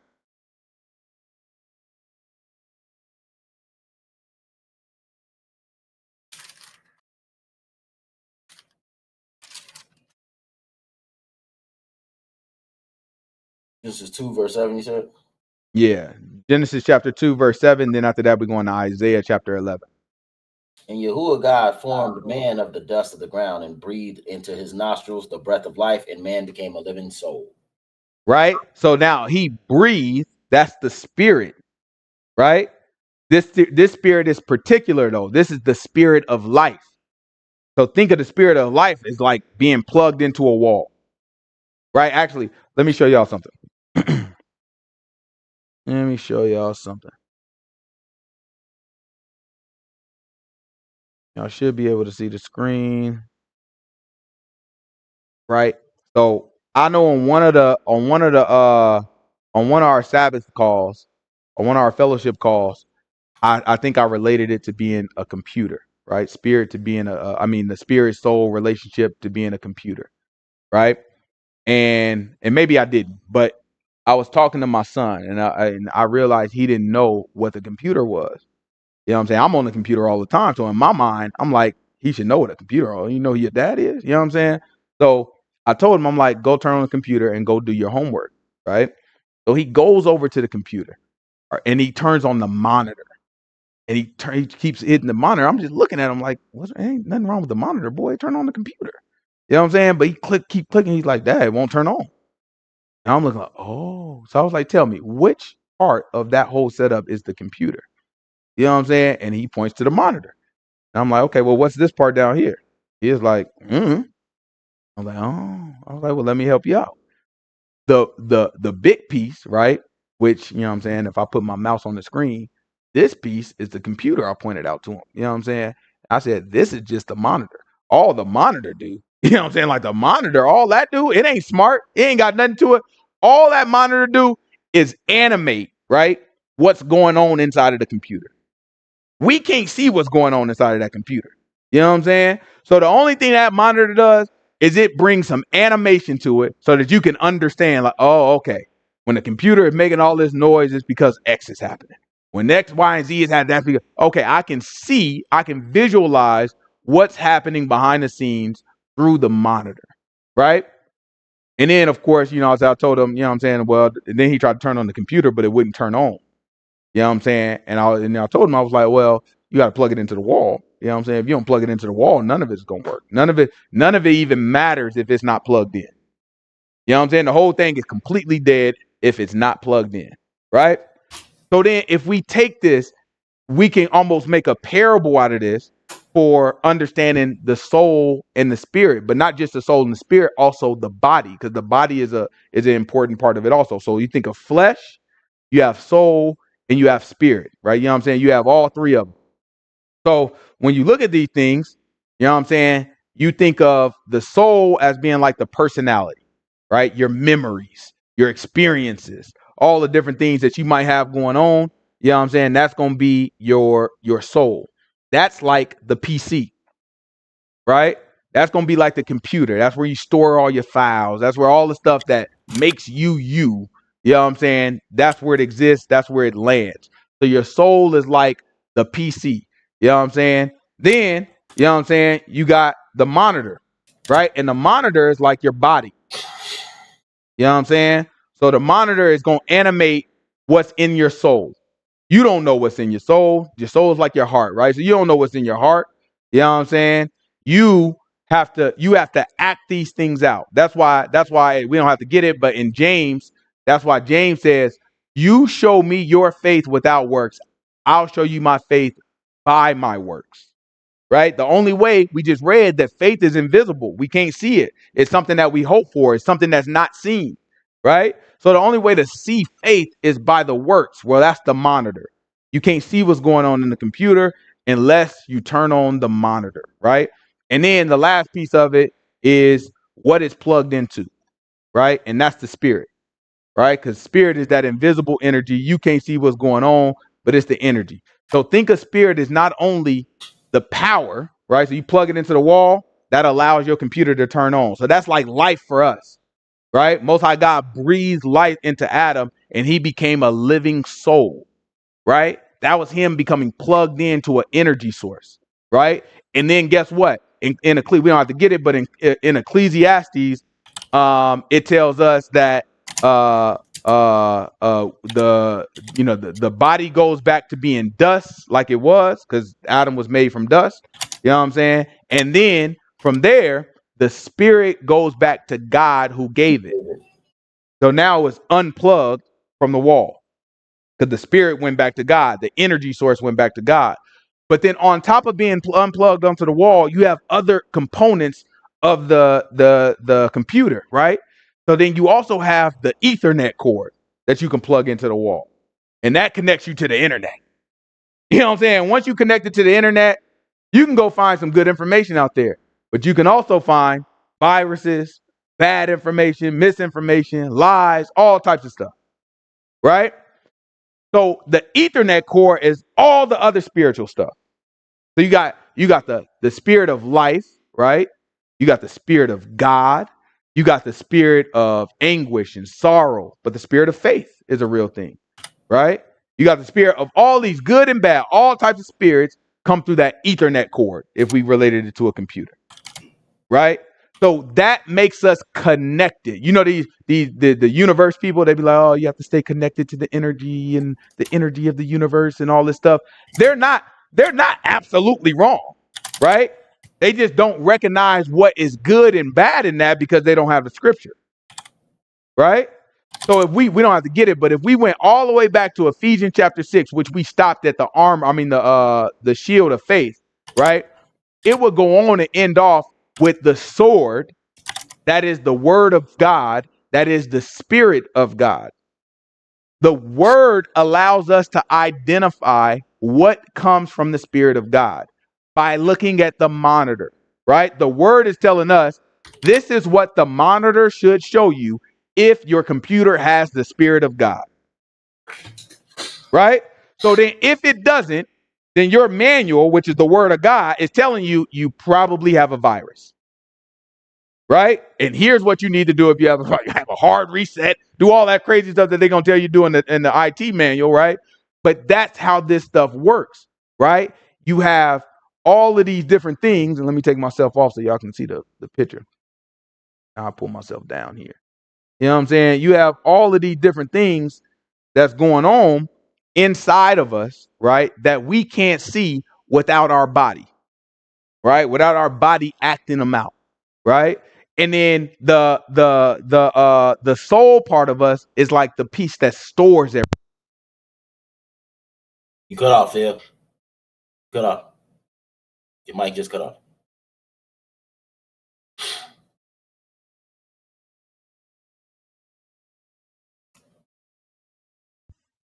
Us is the memories and the thoughts and the experiences and all the stuff that's stored, all the stuff that's kept. You know what I'm saying? That makes us who we are, right? So it's that piece of it that cries out to the Most High God when we die, right? Grab Genesis chapter 4.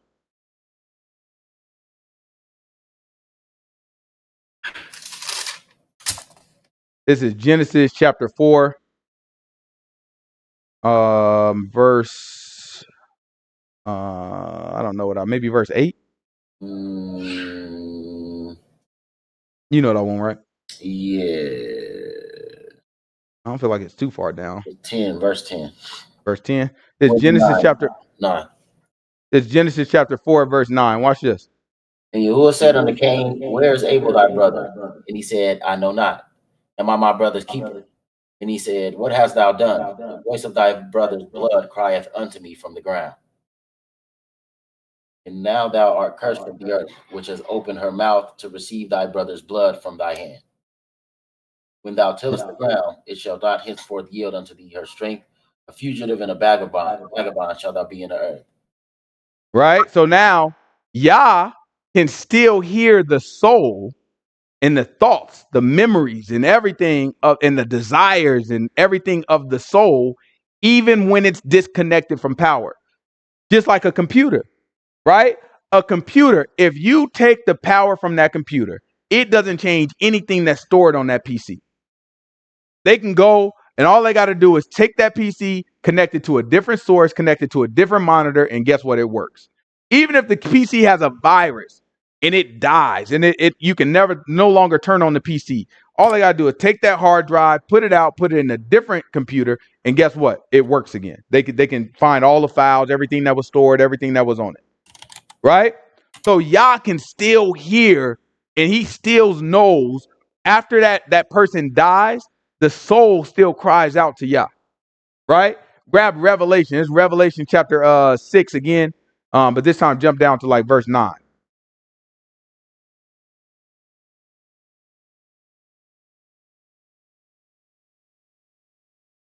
All right, some questions going over there. I'm gonna go back over some of these questions just to see, or you can call them out to me if we need to tackle them right now. Yeah, Tia just won't. She won't stop. I'm sitting there trying to read, and she keep bugging me.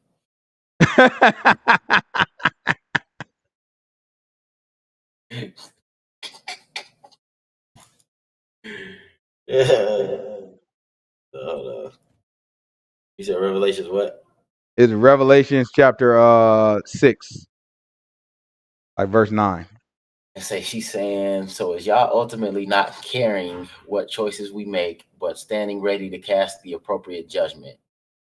We've been given Satan and his spirits to tempt, but all the same time Yahshua saves, redeems, and teaches.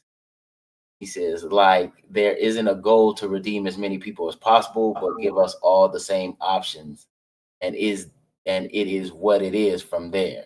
But I told her, I was like, God doesn't take pleasure in anybody choosing death, right? Like God says, I take no pleasure in y'all choosing death, He'll choose life. But at the same time, you know what I'm saying? He definitely will get right at you if we don't. So he definitely cares, because that's what all this is about. Yeah. You know what I'm saying? That's what we looking, where he's saying, where we was talking about in our band app, right?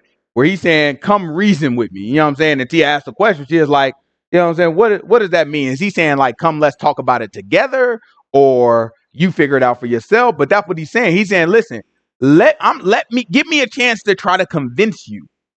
Right? All these prophet books that we reading, where he talking about an Amos. Look, I stopped the rain. I made something crazy happen. I stopped the rain from raining on one field and left the other field where it rain came on it. They right next to each other. You looking at rain hit one field and not hit the other field, and your butt didn't stop and consider like, oh, maybe I should obey with God. I should turn away from sin. So that's what God does care, but he only when he said he told Moses when they heard him speak them commandments, and then Moses went up and they was like, Moses, you go talk to him. And then Moses came to God and was like, hey, the people had told me to holler at you, they don't want to hear your voice, they made you stop. And God was like, they was right in saying that. And God said, oh, that they would fear me like this always. Like, oh, I wish they would fear me like this always. And then another place when Yahshua was like, oh, Jerusalem, Jerusalem, the place that kills the prophets, right? And it's righteous men. How often I wanted to gather you like a hen gathers in her chicks, but you were not willing, right? So that's right. God was like, oh, I just wish they would obey me. Oh, it would be so good for them if they just did what I said. So, right. So Tia's just trying to figure out the point of it all. Like, what's the the point of it all is that we have to choose. Right. And she feeling like, it sounds like Tia's feeling like, which a lot of people ask when they first come into it, is like, okay, well, if God already know what's going to happen and all of this stuff is already predestined, like how do we even choose? Like, what's the point of it all? Like, how do we even, you know what I'm saying? It's like, how do we even fight back against something like that? Like, that's what Paul was trying to explain to him. Like, look, don't get to thinking that, because you definitely got a choice. And this thing was set up to where you have the ability to choose, as long as you choose the knowledge of the Most High. You know what I'm saying? So. Exactly. Like none of us, he knows exactly how it's going to play out, but none of us do. Right. And we also know that it's based off of so although he knows the choice that's going to happen and all this, it's still a choice. It doesn't stop it from being a choice. It's just that he was able to press fast forward on the choice that we made. Right. So he can see that we going to end up making a choice, but we are making that choice. So that doesn't change the fact that we have a choice at the same time. It's just a time thing. Right. The concept of time is difficult for us. You know what I'm saying? Because in us, it's like, well, if you already know what choice I made, then that means I already made the choice, and it's another. But no, you haven't made the choice yet. You know what I'm saying? You haven't made the choice. It's just that he understands all of time. You know what I'm saying? There'd be a lot of people saying how unfair God is because he just made a judgment without us even making a choice yet. Exactly. You know what I'm saying? That would be the other argument. And I think that's the argument that the Most High is trying to avoid. I think that's why he's spending all this time arguing with us and trying to convince us, because he know that, yeah, sure, I can say I already know what choice you're going to make, and I can just kill everybody or not even let everybody exist, choose the winners and the losers. But then for the losers, they complain, their soul is going to cry out to me and be like, you didn't even give me a chance to be born. Had I been born, how do you know that I wouldn't have obeyed you?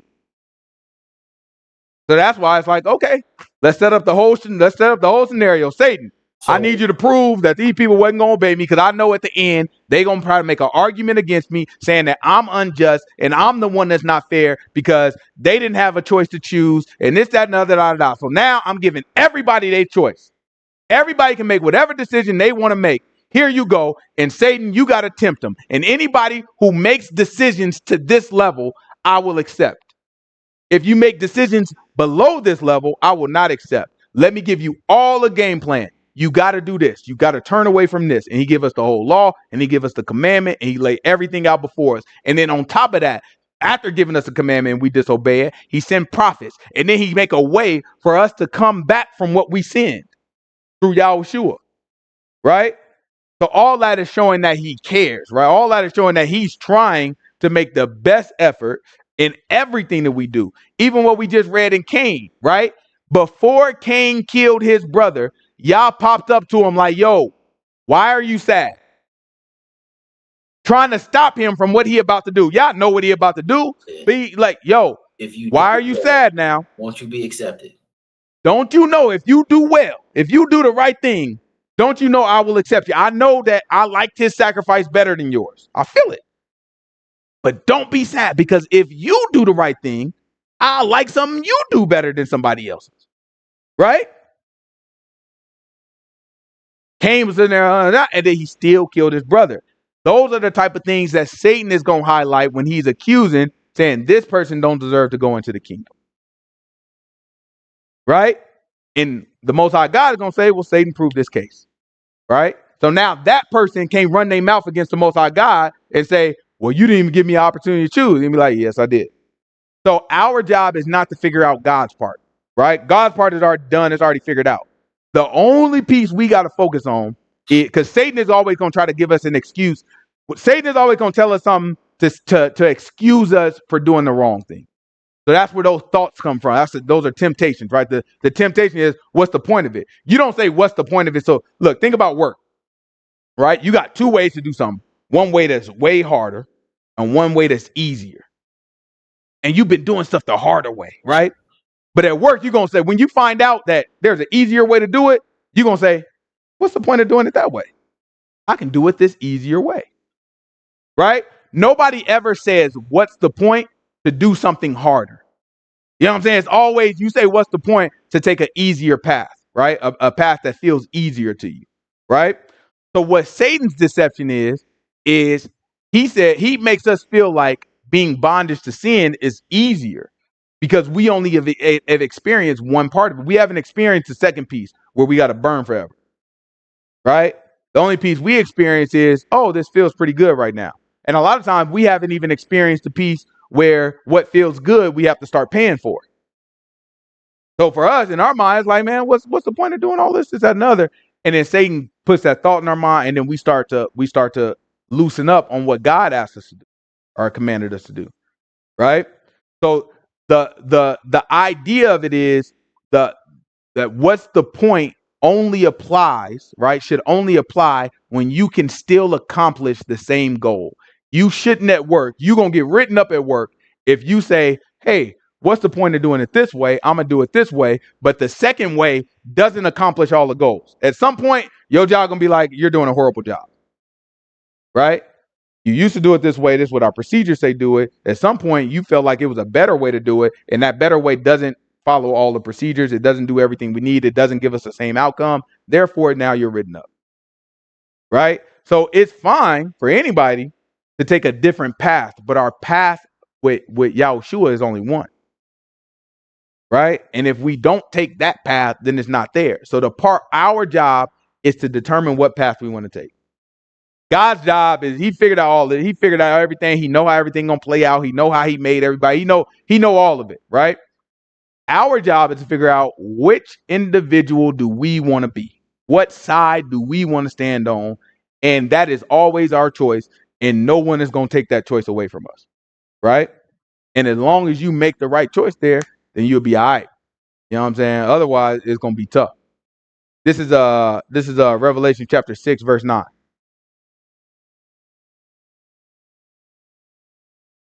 It is free will. Yep, it's exactly free will.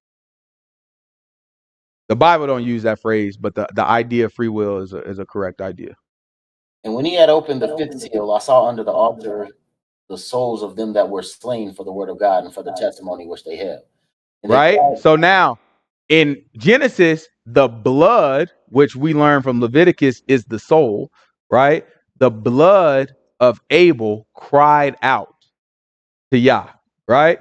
And now here, the souls is what John in Revelation saw, right? Watch this.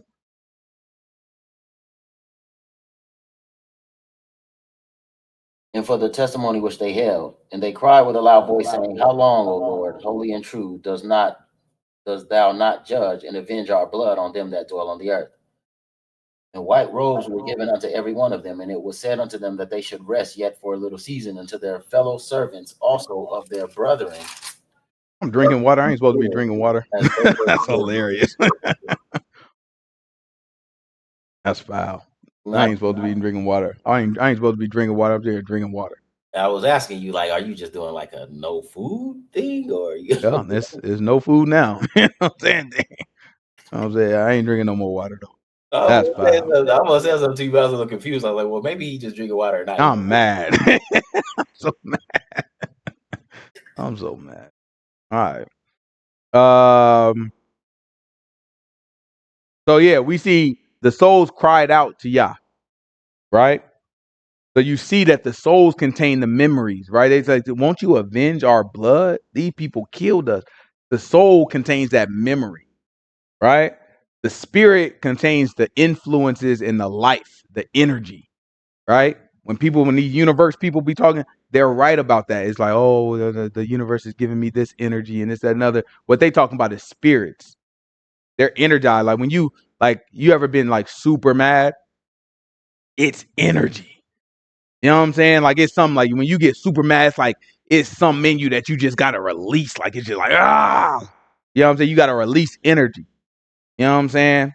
Even being sad, you're energized. It's just energized to do very particular things. You might feel weak and feel like you ain't got no energies when you're super sad, but you do have energy. It's just to do a different thing, but it's still energy, right? All of that stuff is different. Just a different way of powering you, right? And so all these spirits are constantly around us, good and bad. And God's spirit is in the midst of them. So just think of millions and millions and millions of different spirits, and God's spirit is in the midst of them, right? What the book teaches us is how to recognize the spirit of Yah through our behavior, right? If you have a billion things giving you inclinations and drives to do things and a billion thoughts that's just put in your head, right? But you start to notice that this one thought that gets put in my head, or this one thing, this one inclination I always get, always leads me to what the Bible says is right. And whenever I want to go in that direction, that's right. Now you start to develop this. This is what Christians consider the relationship, right? Now you start to develop this thing where you can I can understand what's going on, right? I know what's right and I know what's wrong. The only way to do that is by reason of use, right? In other words, by practicing, by making actions, by making decisions, right? That are consistent with Yahuwah and his word. By doing that, you start to exercise your senses. You start to see like, okay, I know that's wrong. I've already trained myself to not even respond to these things. So then what happens is out of all these millions of spirits that's sitting here, one spirit gets higher and higher on your list, right? The spirit of God, right? And as that spirit gets higher and higher on your list, then the other good spirits, like the spirit, this is Isaiah chapter 11, verse 1. 7 spirits of God. Watch this. Right? Once we start to understand the spirit and the spirit of the Most High God, and we start to obey it, it rises higher and it becomes louder to us. And when I say spirits, it's not an actual voice that's talking to you. It's nothing. It's little stuff that right now you don't even recognize. It's just a thought that pops into your head, a temptation that pops into your head, right? Some of them good, some of them bad. Hungry, right? That's a spirit, right? Some of the stuff is natural, it's inconsequential. Everybody gonna be hungry, everybody gonna be sad, everybody gonna be mad, everybody, all that stuff is natural and inconsequential. You can't do nothing about it. It's gonna happen, right? You're gonna get hungry, you eat. But then there's some people that's hungry even when they already ate. And so it lead them to obesity or it lead them to whatever. It's some people that's sad even when they should be happy. So it leads them to suicide and it leads them. So some of these spirits, although they're natural parts of our life, natural routines and all this stuff, some of these spirits attack us. And it could be a spirit that you think is good. If you don't have the spirit of hunger, right, you will die. If you never have the spirit of hunger, you will die because you will never want to eat and you'll end up starving yourself to death because you never have the inclination to eat. Right? However, if you have too much of that spirit of hunger, then you might die also because you might end up eating a lot of stuff that's unhealthy for you. And, so you go to a place where your body has problems handling everything that you're in. Right? So these spirits, although it may be a fine spirit, nothing wrong with it. There's nothing wrong with being happy. But the spirit of happiness can definitely lead you into bad decisions. Right? You can definitely know for sure somebody is lying to you. But because you're so happy and joyful when you look at them and you love them and all that stuff, guess what? Maybe this time they're not lying. And that can lead you to death, or that can lead you to heartache, and that can lead you to a lot of other stuff, right? So some of these spirits are not necessarily evil or good spirits, but they can be used for evil, right? You have to picture when Yah send these spirits out, he stands up and he says, hey, I need X, Y, and Z to happen. Who's going to do it for me? And then all the spirits come clamor before Yah and say, oh, I can do it. I can do it. And he asks the spirit, how? I will be a lying spirit to all the prophets. Right? So that's happening constantly, or that was happening constantly. Now, Satan is in control of all of it. Satan is just sending them willy-nilly at this point. Right? Before, they had to come before Yah, and then, Yah would tell them, do this, that, another, but now it's no place for them anymore up there. This is Isaiah chapter 11, verse 1.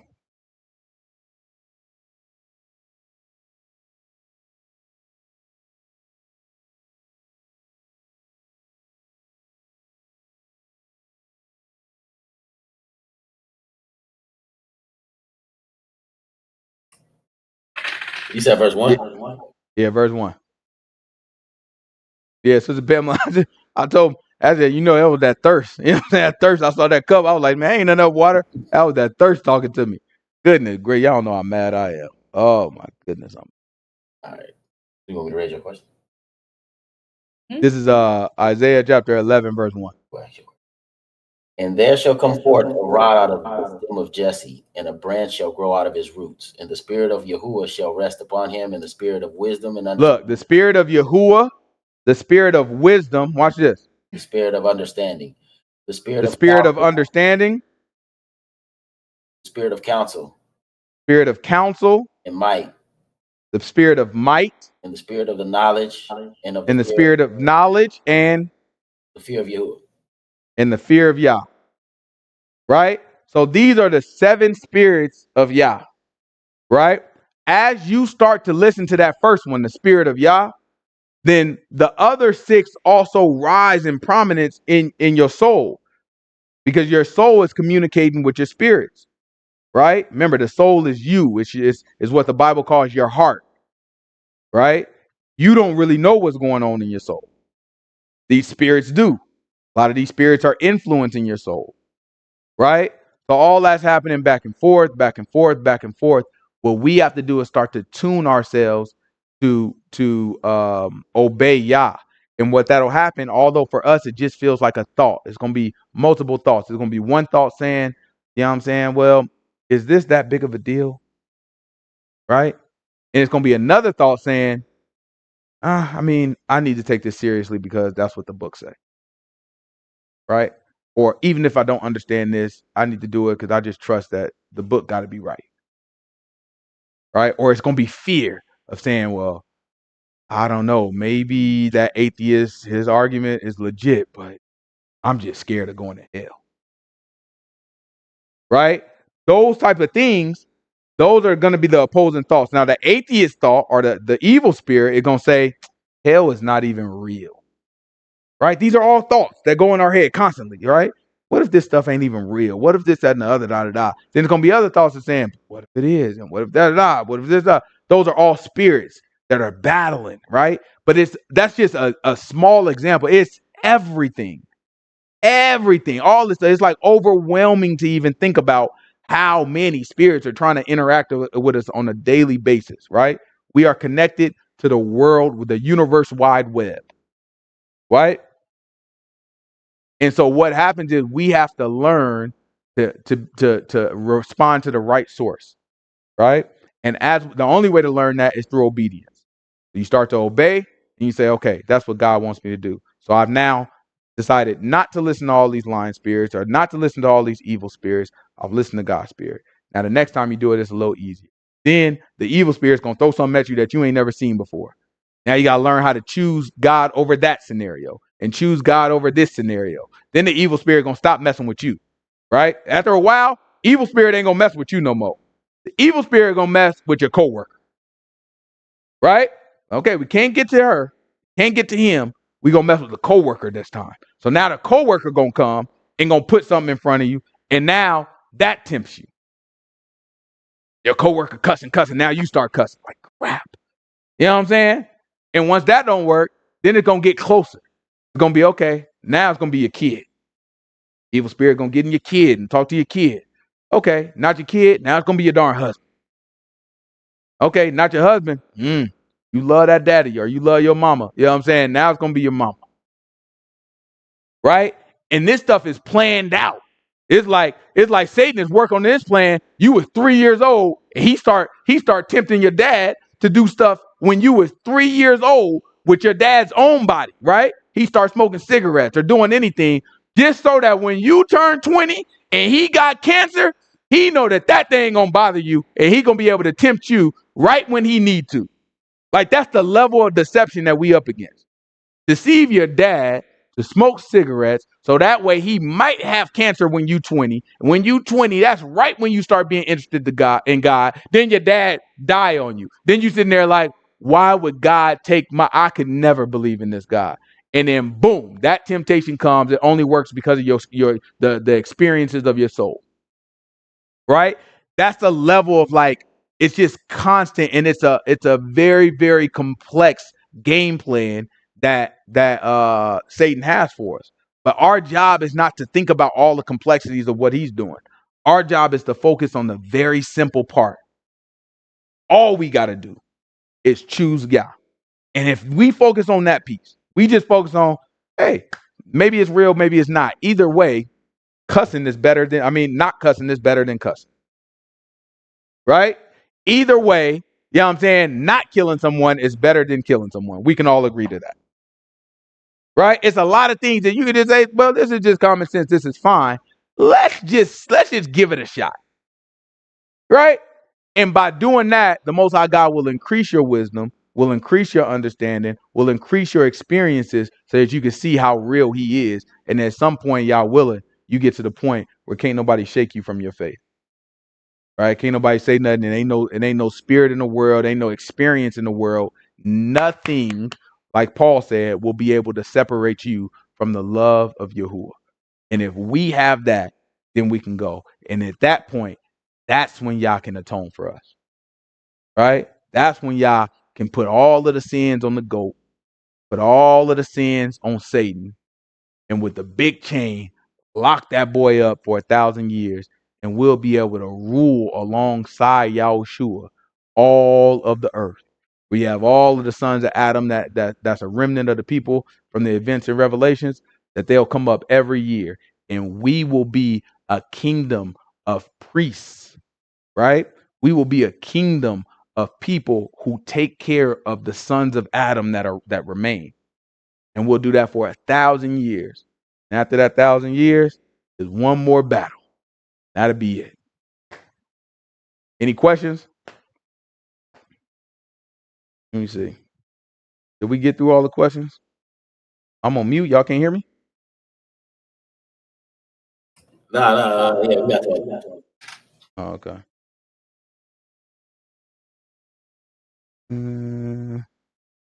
Any questions I missed? I need to scroll up, or did you catch them all? I think we got them all. Yeah. Yeah, we got 'em. All right. All right. Well, let's pray out.